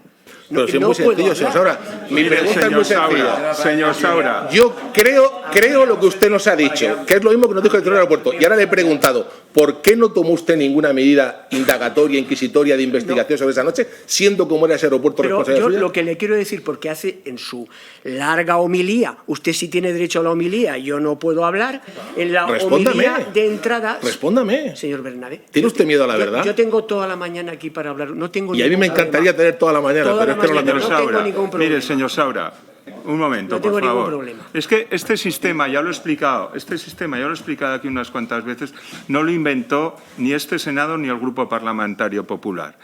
Cuando ha estado en otra dirección, entonces no había estas reticencias. Es un sistema que es mucho más que discutible, pero el sistema es pregunta-respuesta. El sistema no es pregunta y me dilato en la respuesta. A ver si lo entendemos. Entonces, yo le rogaría concreción y que le responda el señor Bernabé. Bueno, pues el señor Bernabé, en su primera larga intervención, ha hablado de otros compañeros míos del Ministerio y cómo es que yo no me he enterado de determinadas cosas cuando otros compañeros míos, bueno, pues están en este momento imputados. Lo que le quiero decir directamente y con todo el respeto y humildad es que yo en la parte de esta causa relacionada con las mascarillas, que parece que es la cuestión fundamental. Pues no, señoría, no le estoy preguntando por eso. ¿Quiere usted, por favor, responderme?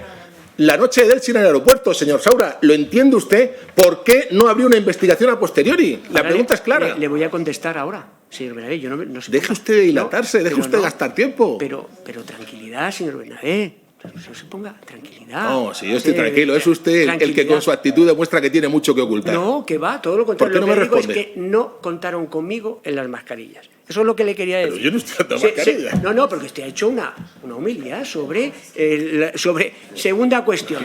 Segunda cuestión, sobre lo que me pregunta usted es que, primero, como yo no conocí que hubiera ninguna irregularidad sobre esa cuestión, es más, judicialmente, no solamente no lo creía yo, sino que judicialmente ya hay una sentencia clara que dice que no hubo ninguna irregularidad. Por consiguiente, creo que hice bien en no abrir ninguna investigación porque no había ninguna irregularidad. Perfecto, no obstante, es que el Barajas, el aeropuerto, es decir, hay unos órganos de gestión de los aeropuertos que obviamente no competen al secretario de Estado. Por favor, perfecto, no competen al secretario de Estado. Ya me ha respondido usted. Nos quedamos con que para usted no hubo ninguna irregularidad en que una señora que tenía prohibida su entrada en territorio Schengen llegara al aeropuerto de Barajas y pasara ahí toda la noche. No hubo para usted ninguna irregularidad en que un señor que no es nadie, más allá de un presunto corrupto y en prisión como el señor de Aldama, estuviera deambulando por el aeropuerto, estuviera por las pistas, subiera al avión, estuviera en la zona VIP de autoridades, sin ningún tipo de acreditación ni permiso. Para usted no hay ninguna irregularidad. Para usted no hay ninguna irregularidad que se quedaran 40 maletas de forma ilegal en nuestro país que no pasaran ningún control aduanero. Tampoco es su responsabilidad. Muy bien, me parece perfecto. Esa es su consideración y damos por zanjado esta parte. Ahora seguimos con Air Europa, que tampoco estoy hablándole de mascarilla. Lo no, que digo señor yo Saura, y lo que dice un juez. Lo que ha dicho un juez. Bueno, hay un juez que está investigando esto, según nos dijo la semana pasada el director del aeropuerto. Una sentencia clara. Bueno, vamos con Air Europa, señor Saura, que este tema, aquí por lo menos aparece usted en los papeles. En el otro ya sabemos que no se enteró usted de nada, pese a que el aeropuerto dependía de usted y que lo vio todo usted perfectamente. Vamos a ver. Lo que dice la OCU. Personas que intervinieron en esta operación. Participación directa tuvieron, que sepamos, el uno, también conocido como Pedro Sánchez, y de ocupación presidente del Gobierno. Varios de sus principales ministros, el jefe, apodo de Ábalos, la de Hacienda, más conocida como Nadia Calviño, la señora Montero, responsable última de la SEPI, y por determinar hasta dónde pudo llegar la también vicepresidenta Rivera. Esos son los actores principales, porque luego los actores secundarios son de auténtico lujo. Estaba usted como secretario de Estado de Transportes, lo que dice la UCO, estaba su amigo Bartolomé Lora, presidente de la SEPI en funciones en aquel momento, estaba el todopoderoso asesor ministerial, Coldo García, y eso es lo de la parte del Gobierno. Por la parte de la empresa aparecen el señor Javier Hidalgo, el señor Aldama, Coldo y Ábalos, agentes dobles, de los todos sitios cobraban, y por ver hasta dónde llegó la participación de doña Begoña Gómez. Y le voy a leer ahora las transcripciones literales, obrantes en los informes de la Guardia Civil, y en las cuales se le cita a usted hasta en 7 ocasiones. Señor Saura, nos va a llevar unos minutos, pero después seguimos hablando y le sigo preguntando. Es que es muy esclarecedor, sobre todo esto que usted dice que usted no sabía nada al respecto. Empiezo. 8 de julio, Aldama le dice a Hidalgo: hay sitio en el avión y quiere el jefe, Ábalos, que esté mañana en la reunión contigo y con Pino para comentar a la ministra Calviño, que él ya la ha visto y lo ve perfecto. 15 de julio, Aldama le dice a Hidalgo que el rescate estaba resuelto. Mañana a primera hora está el 1, Sánchez, y la de Hacienda, Calviño, y está tomada la decisión de que se da, pero mañana cuando esté con él, con Sánchez, te digo. 16 de julio, Coldo Aldama: Sánchez ya ha llegado, está hablando con Nadia, Calviño, ya está aquí, voy enseguida. Respuesta a Aldama: ok, ven pronto, que este otro, Hidalgo, está que se sube por las paredes. Mismo 16 de julio, más tarde, Coldo Aldama: Ábalos lo está arreglando, es una máquina, solo funciona bien bajo presión, hay que joderse. Horas después, Aldama Coldo, está todo solucionado, le acaba de poner el jefe Ábalos un mensaje a Javi Hidalgo que la ministra Calviño le ha dicho que la semana que viene está más tranquilo, parece que todo ha servido. 17 de julio, Aldama Hidalgo, me dice Coldo que ya le ha llamado el 1, Sánchez, en cuanto sepa te digo, ha servido la llamada. 4 de agosto, Aldama Hidalgo, el ministro Ábalos está en este momento con el presidente Sánchez en el Consejo de Ministros, saliendo le cuenta la situación y nos llama incluso con el presidente Sánchez, ahora te veo. Y un rato más tarde aparece usted ya en la trama. Le añade que va a ponerse en contacto con usted, señor Saura, y que en breve dispondrían de un borrador con las condiciones del rescate. 6 de agosto, Aldama le envía un audio de WhatsApp a Hidalgo en el que le dice que ya había hablado con usted, lo dice así expresamente la UCO, y que desde el Ministerio estaban preparando una nota de prensa sobre el rescate de Europa por la SEPI. En concreto dice, he hablado con él, con usted, con Saura, hace media hora más o menos y están preparándola, que lo más seguro es que la haga él, usted, señor Saura, pero la están preparando ahora y luego la distribuyen a los medios. Te digo que he estado hablando con él, con usted, señor Saura, y la están preparando, sí, la sacan hoy, me ha dicho que no me preocupe, vale, venga, un abrazo. El 8 de agosto, y le doy la razón, la nota finalmente no se publica, eso es cierto, pero no es menos cierto que varios medios de comunicación económicos citaron fuentes del gobierno, o sea, de ustedes, que el rescate estaba en marcha y cerca de consumarse, tras lo que Aldama le dijo a Hidalgo, otra conversación. La financiación está muy cerca de hacerse realidad, hablé con el jefe, Ábalos, lo tenemos mejor que nunca, respuesta de Hidalgo a Aldama, a ver cuándo reconoces que hay cosas que se hacen bien, imbécil, que mira que te cuesta, perdonen ustedes el léxico, era como hablaban estos señores. 27 de agosto, Aldama Hidalgo, el jefe Ábalos está en la SEPI con las otras dos, Calviño y Montero, para lo nuestro. 28 de agosto, Hidalgo Aldama, nadie me conteste, Coldo se había comprometido a darme novedades, que no llegan. 30 de agosto, Aldama Hidalgo sobre Coldo. Sí, me imagino que te habrá llamado porque le he llamado y me cago en su puta madre, porque ya está bien de que nos tomen el pelo. Igual tú estás quedando mal con tu padre, tu familia, todo el mundo, yo a la vez contigo porque parezco gilipollas diciéndote las payasadas que me dicen y ya estoy hasta el nabo. Ya le he dicho que arregla esto. O se acaba todo. Se acaba todo, señor Saura, vaya tela. 31 de agosto, Hidalgo Aldama, que había vuelto a hablar con Coldo y habían quedado a reunirse con Ábalos, Pedro Saura, o sea, con usted, y Bartolomé Lora, y que la reunión se celebró enfrente de la casa del jefe, Ábalos, a lo que Aldama respondió, sé que es difícil, pero estate tranquilo dentro del estrés, lo vamos a sacar adelante, ya verás tú, lo ves todo negro, pero se está empujando, duro y lo de hoy es determinante, descansa, Hidalgo le dice, vale, ya me ha dicho Coldo que estás tranquilo, ok. 4 de septiembre, Aldama envía a Hidalgo un pantallazo de una conversación con Ábalos en la que el conseguidor le pide al ministro que llame a Hidalgo, a lo que le responde, yo le dije a Saura, a usted, señor, que lo llamara. Tras lo que le reenvió el siguiente mensaje de Bartolomé Lora, le he llamado al mediodía, estamos hablando con su abogado para intentar cerrar la carta, hemos quedado en seguir en contacto. Estamos ya terminando. 10 de septiembre, Aldama a la secretaria Hidalgo, que el rescate está aprobado y ya tenemos la carta de financiación. 22 de septiembre, Aldama Hidalgo, amigo, por favor, déjame ayudarte, puedo resolver la situación, confía en mí. Dile a Ramiro, Campos de Globaria, que coordine conmigo, que él lleva el tema SEPI y yo me encargo del resto con los ministros y sacamos esto adelante. 29 de septiembre, Aldama Hidalgo, llámame, estoy con el ministro, tienes que estar aquí el jueves, te va a llamar Saura, Pedro, usted. Para estar aquí el jueves, si quieres llamarme, te cuento las condiciones, si no se las digo a Miguel Ángel Sánchez, director general de Globalia, y listo, ya me canso de perseguirte, no merezco que me trates así, ahí el amor.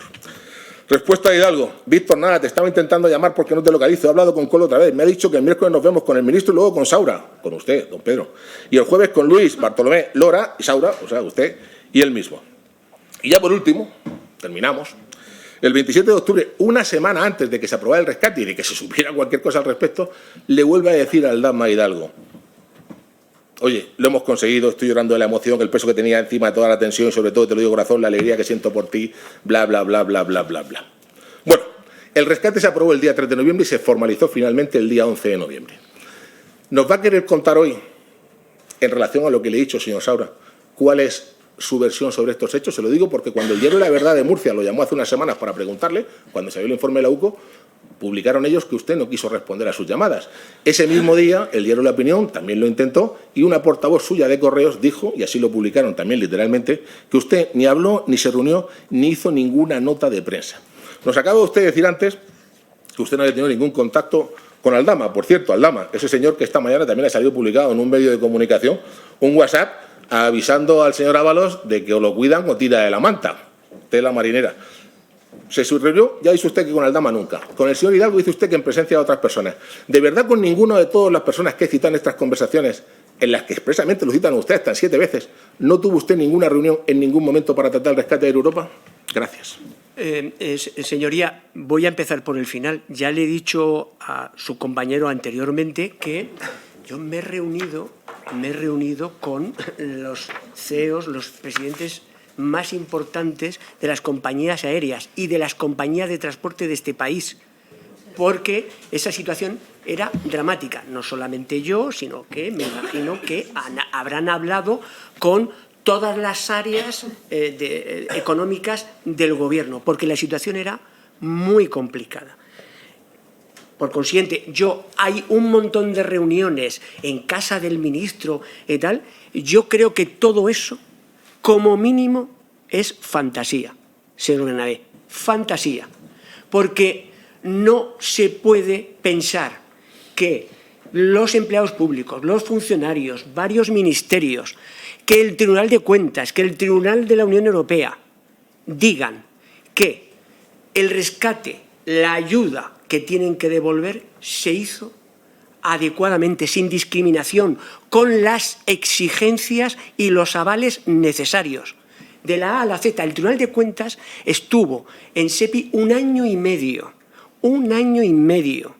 analizando todos los expedientes, pero lógicamente este era importante, era el primero.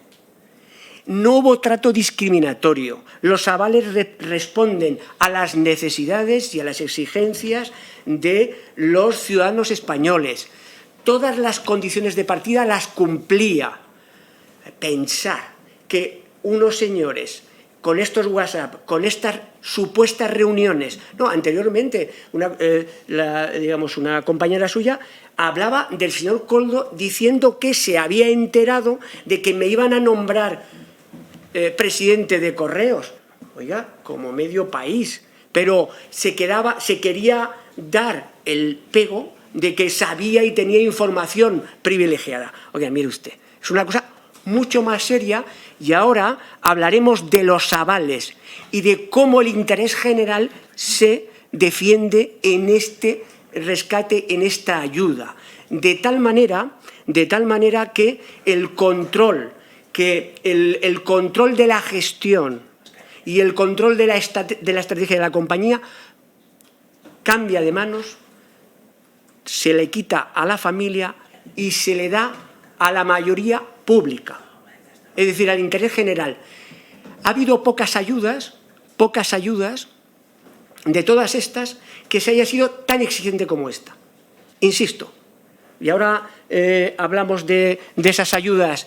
Pero lo que le digo es que me parece todas esas conversaciones de fantasía que no responden a la realidad, a las exigencias, al trabajo de mucha gente, de muchos funcionarios. Es más, el Tribunal de Cuentas dice en la página 20, del Tribunal de Cuentas dice que la decisión del Consejo Gestor de la ayuda no se apartó de la opinión de los asesores externos contratados por SEPI, pero que luego fueron revisados por los empleados de SEPI. No se apartaron de esas decisiones técnicas. Luego, quiero decir, nadie del Consejo Rector, y por supuesto luego en el Consejo de Ministros, se apartó de lo que dijeron los técnicos. Página 20 del Tribunal de Cuentas. Por consiguiente, pensar que unos señores dándose el pego de que van a conseguir la ayuda cuando, por cierto, en Europa ya se habían asignado recursos para recapitalizar empresas del transporte aéreo por valor de 16.000 millones de euros, es que además, esto lo dirá el señor Saura porque viene aquí a contarnos, bueno, pues página 106 del informe del Tribunal de Cuentas. Estuvieron un año y medio en SEPI, analizando todas las ayudas. Y lo que dicen, página 106, hablan de las ayudas, 6.000 millones a Lufthansa, 1.000 millones a la empresa de Dinamarca y Suecia, 7.000 millones a Air France, 17.000 millones hasta que acabó el año, 16.000 antes de la ayuda de Air France. Perdón, de Europa, 16.000. Luego, oiga, yo creo que respondimos al interés general porque se trató de responder. Es verdad que más lento que el resto de países europeos en materia de recalificación, de recapitalización, quiero decir, más lento que otros gobiernos, pero además con un nivel de exigencia que Ahora, si usted me permite, más adelante, en alguna de las preguntas, podré contestarle. Por supuesto. Bueno, porque está aquí está en el informe, yo supongo, señor Bernabé, que se habrá leído el informe del Tribunal de Cuentas. Y ahora seguimos con esos temas. No, Porque... el informe del Tribunal de Cuentas. Sí, que ahora seguimos, señor Saura, O sea, usted nos está diciendo que lo que el señor Javier Hidalgo, el señor Víctor de Aldama y el señor Koldo García hablaban entre ellos sobre el rescate de Europa sin saber que estaban siendo grabados por la Guardia Civil, porque ninguno lo sabía, eran fabulaciones, ¿verdad? Según usted. Muy bien, ha quedado constancia. Pues mire usted, nosotros lo que deducimos de esas conversaciones es, uno, que existía mucha confianza entre estos señores, Ábalos, Koldo, tal, el resto de citados, las ministras que aparecen por aquí, etcétera.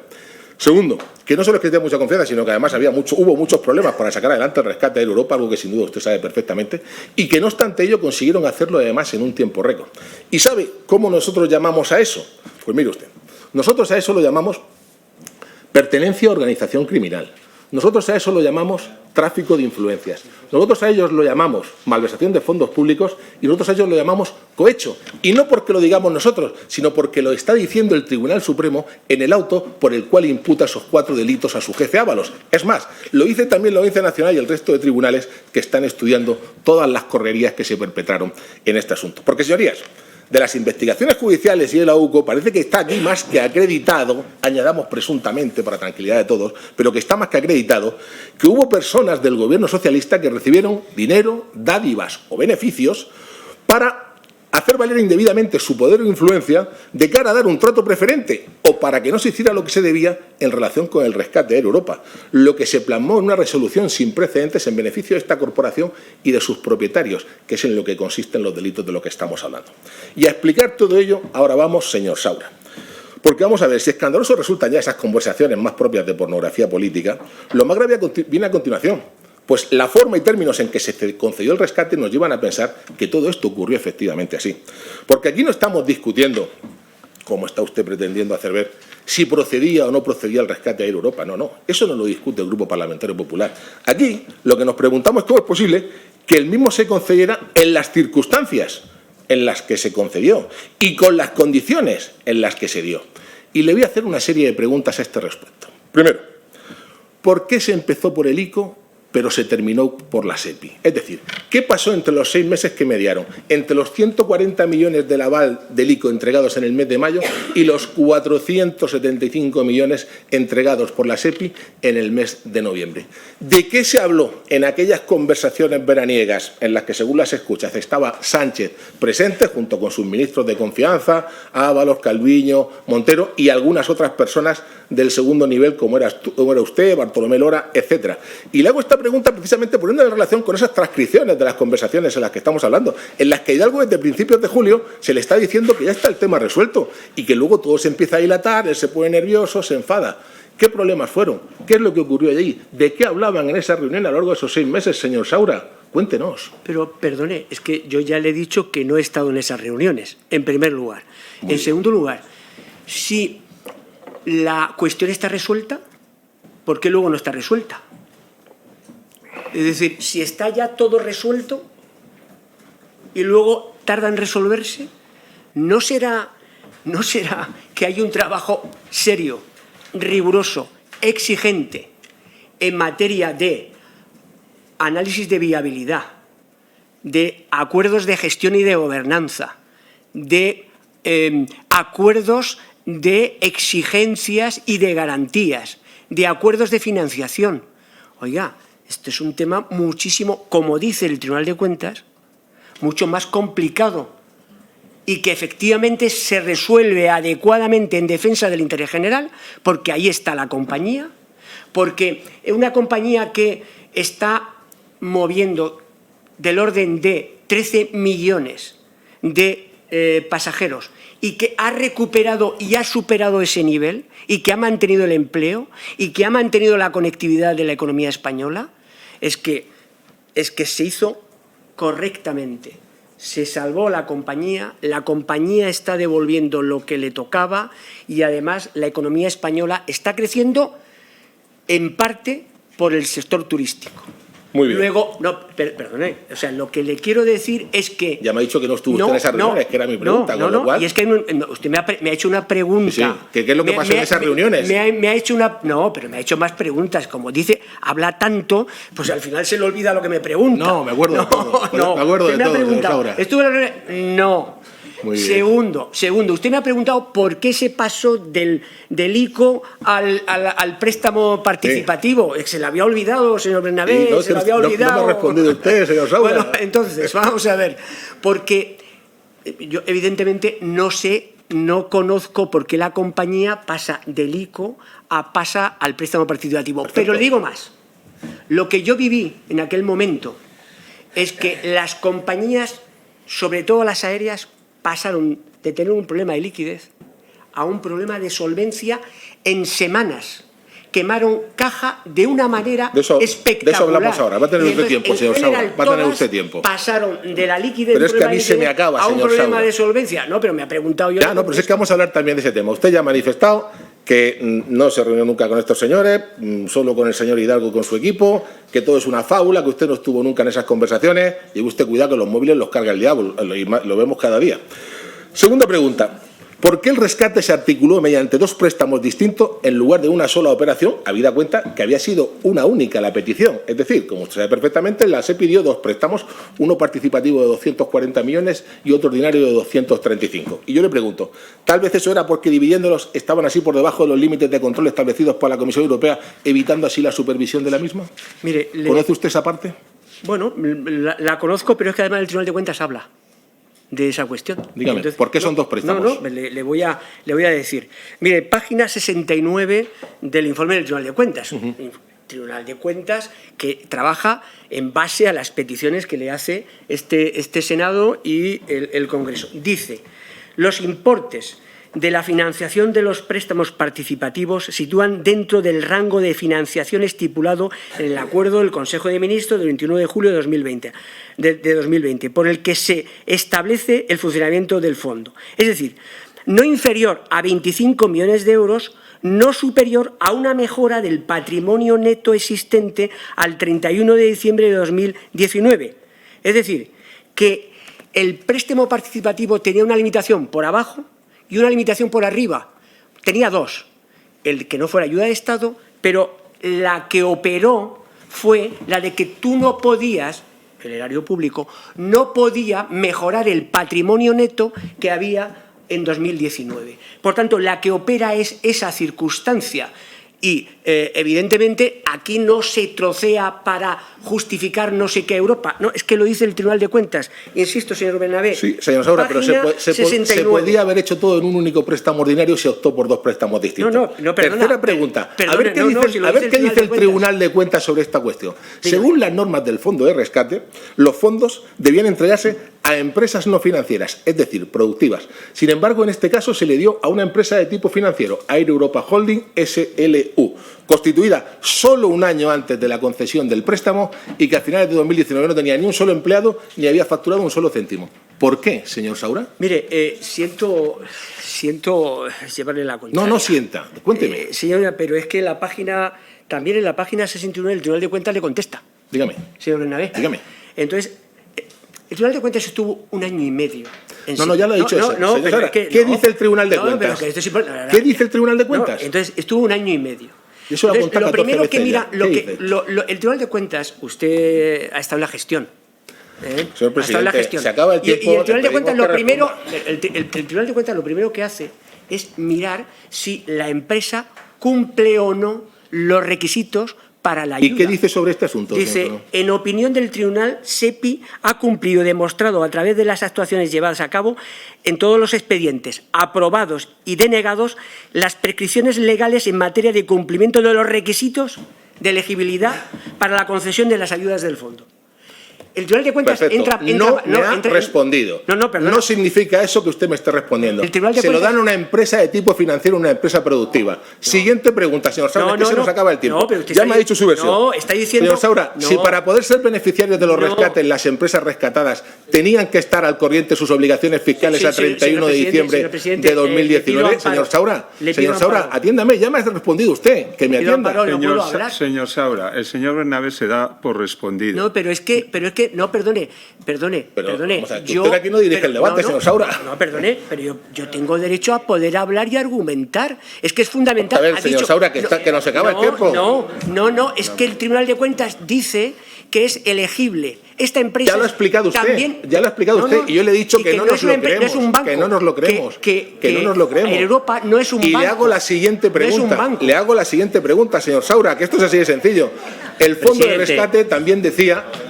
Señor Gil, no tiene la palabra. Le llamo al orden por primera vez. ¿Le queda claro? El Siga, Fondo de señor Rescate Bernabé. establece que a 31 de diciembre de 2019 las empresas debían estar al corriente de sus obligaciones fiscales. Sin embargo, en este caso, hemos conocido que a 31 de diciembre de 2019 Globalia, propietaria de Air Europa, tenía una deuda con Hacienda de 5,8 millones de euros precisamente por liquidaciones del IVA impagadas de Air Europa. ¿Por qué se concede nuevamente el préstamo, señor Saura? Me remito de nuevo al informe del Tribunal de Cuentas. Estaba al corriente de pago. El Tribunal de Cuentas dice que todos los criterios de elegibilidad se cumplen. Todos. No es un banco. Pues ya hemos visto que eso no es así. No, Así de perdone, sencillo. pero Muy bien. oiga, me lo dice usted. O sea, el Tribunal de Cuentas dice que cumple todos, porque además el Tribunal de Cuentas Seguimos dice- porque se nos acaba el tiempo. Señor Saura, es que eso... Señor Bernabé, No, como no le saco de la zona de Señora confort. Zamora. Le saco de la zona de confort y no... Sí. El confort es el suyo, señor Saura. Sí. Escudándose siempre en generalidades y en informes Señor generales. presidente. Ni una sola respuesta Señor completa. Gil, le llamo al orden por segunda vez. Tercera Mire, cuestión. señor Bernabé, yo les he combinado ya muchas veces a que vean otras comisiones de investigación para que vean que el tono de aquí es un tono de parvulario comparado con lo que se ha visto en otras comisiones. Siga, señor Bernabé. Gracias, señor presidente. Señor Saura, y de la misma forma que no alcanzamos a comprender cómo se concedió el rescate, habida cuenta de esas circunstancias, también nos llama la atención mucho las condiciones tan sumamente generosas que tuvieron ustedes con Air Europa. Y le voy a hacer tres preguntas, las tres de corrido, a ver si así conseguimos que con la respuesta pues también se centre usted un poquito. Primera, a Air Europa se le tramitó y resolvió su expediente en un tiempo récord, en solo 3 meses, 5 veces más rápido que a las 29 empresas restantes que lo solicitaron. La siguiente más rápida fue Duro Felguera con 8 meses y de ahí todas para arriba hasta los 18 meses de Abengoa. ¿Por qué tanta celeridad con Air Europa? La segunda, el importe de los 475 millones de euros otorgados del Fondo de Rescate supone el 20% del total del dinero que concedió el Estado. De tal forma que el 80% sobrante se lo reparten entre las 29 empresas restantes que lo solicitaron. ¿Por qué tanta generosidad con Air Europa? Y la tercera, las condiciones homologadas de los rescates de la SEPI establecían un plazo medio de carencia para devolver el principal de 2 años. Sin embargo, a Air Europa se le conceden un total de 6 años hasta que tenga que empezar a devolver los intereses. Así va a estar Europa hasta 2026, cuando los demás llevan ya tiempo pagándolo. ¿Por qué de nuevo tanta esplendidez? Y le pongo todo esto en conexión con una cuestión que usted nos ha citado anteriormente. Vamos a ver, señor, los informes que ha citado. ¿Por qué la total opacidad y la absoluta falta de transparencia en este asunto? Llevan ustedes 45 meses, señor Saura, y estaba usted en la Secretaría de Estado cuando esto se empezó a realizar, sin entregarnos ese expediente, sin entregarnos esa información. No nos han hecho caso en el Partido Popular, en el Congreso y en el Senado, ni tampoco al Consejo de la Transparencia. ¿Sabe usted cuál es la única respuesta que hemos tenido de ustedes? Un irrisorio, lo ha dicho usted. Expertos independientes informaron de forma clara y objetiva que la ayuda concedida cumplía los requisitos. Acompañado de un vergonzante, no se pueden facilitar esos informes porque se trata de información reservada. De 615 millones de dinero público, ¿verdad, señor Saura? ¡Ja! Aquí no hay pudor, ni tampoco, señor Saura, la más mínima vergüenza. Responda a esas 3 preguntas, por favor. Le ha hecho 5 preguntas, señor Bernabé. Le ha hecho 5. Perdone, 5 me ha parecido. 3. Conteste usted las preguntas. 3, señor presidente. Solo 3. Mire, señor Bernabé, lo he explicado anteriormente. En Europa, de la suma de todas las ayudas que han ido al sector del transporte aéreo, en Europa se lleva en torno al 20%, que es lo que representa en el sector. porque son 3.000 millones de euros los que vía ICO o vía apoyo a empresas estratégicas suman esos 3.000 millones de euros. Por consiguiente, no veo ahí, desde el punto de vista de los números, ningún trato de favor. Pero sobre el tema de no me corresponde a mí hablar, porque evidentemente no estoy en la gestión del fondo de rescate. Pero, lógicamente, la transparencia, que es muy necesaria, muy importante, tiene algunos límites. Tiene lo que dice el fondo, el Real Decreto Ley, sobre la publicidad y la transparencia y los límites que tiene, sobre el acuerdo de confidencialidad que tiene el acuerdo con Europa, y luego tendrá usted que entender que una empresa que compite en el mercado no podemos fragilizarla. Ya sé que ustedes han intentado por tierra, mar y aire fragilizarla. No deben estar muy contentos los trabajadores, esos 8.000 trabajadores, con el planteamiento del Partido Popular, pero han tratado de fragilizarla. Pero también, como digo, compite en el mercado, y yo creo que la transparencia, siendo muy necesaria, tiene unos límites que están consagrados en la... Lo están demostrando ustedes, desde luego. 615 millones señor por Bernabé, perdón. Deje contestar al señor Saura. Perdón. Siga, señor. Gracias, señor presidente. O sea, los límites son los límites que marcan las leyes y, por consiguiente, no soy yo la persona más indicada para contestar esa cuestión, porque no gestiono el fondo de rescate. Sobre las condiciones, porque usted, claro, me ha hablado de las condiciones, y las condiciones me gustaría que usted y todas las personas que nos están escuchando y viendo las conozcan. Se las voy a resumir. Primero, que efectivamente en el tiempo del rescate no pueden repartir beneficios. Bueno, esto parece razonable. Segunda cuestión, el tipo de interés es el Euribor más 3, el Euribor más 5, el Euribor más 9, en función del tiempo que pasan los años y no se devuelve la ayuda. O sea, Euribor más 9. En fin, comparado con el 3% o el 2%, este es del punto de vista de las exigencias financieras. Pero sigo con las exigencias al Grupo Globalia y a Europa y a los dueños.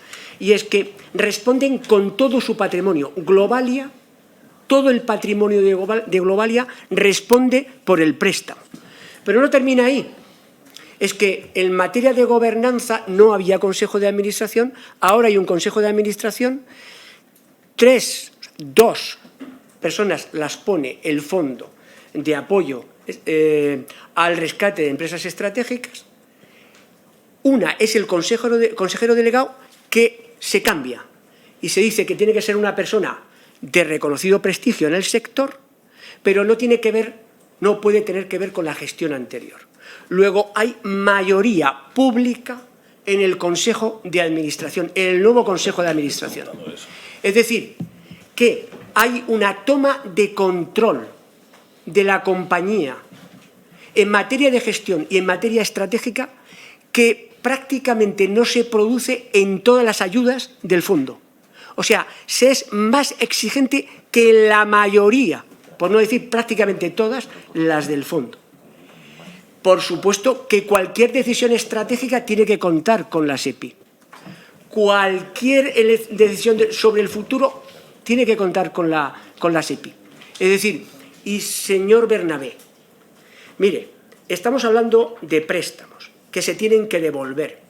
No estamos hablando de los 35.000 millones de euros que han consolidado en la deuda pública del banco malo, del rescate del sistema financiero que hizo el Partido Popular. Que eso son 35.000 millones que van a la deuda pública y ya están incorporados a la deuda pública. Señor Saura.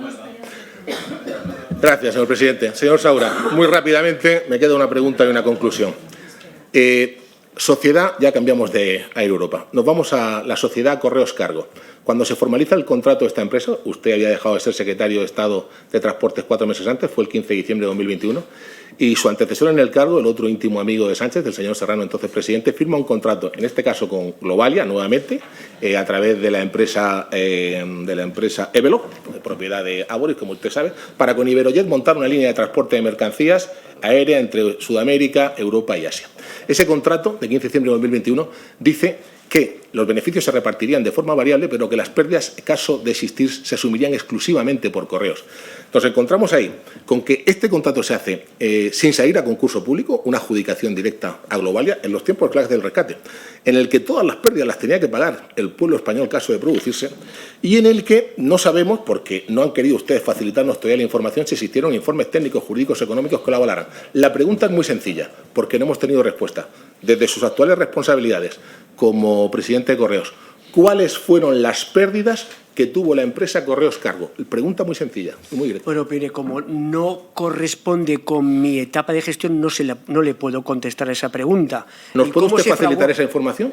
Lógicamente, por los cauces correspondientes, Correos estará... ¿Por qué no nos la facilitan? Llevamos meses pidiéndola. Por los cauces correspondientes, Correos tendrá toda la transparencia para que usted conozca pues toda la información. Esa transparencia no ha existido, no existe, señor Saura, y ahí queda otro tema que sin duda tendrá que ser investigado judicialmente y ya no le vamos a hacer más preguntas esta mañana. Pero, mire, señor Saura, tras escucharle, nuestra conclusión es clara, y es que estamos ante una trama de corrupción de dimensiones gigantescas y que va desde facilitar la entrada ilegal a España una señora que tiene prohibida su estancia en nuestro país, vayan ustedes a saber por qué oscuros motivos, hasta conseguir el rescate de Europa en unas condiciones económicas sumamente ventajosas para esta empresa y sus propietarios, desde luego infinitamente mejores que las que consiguieron las 29 empresas restantes rescatadas. Y además, que toda esta operación fue planificada, dirigida y ejecutada con el apoyo directo de Sánchez, que se implicó directamente en el tema, además de su equipo de confianza, Ábalos, Koldo, Calviño, Montero y los segundos escalones, entre los que también estaba usted, don Pedro. Y a partir de ahí, que la justicia depure las responsabilidades que procedan.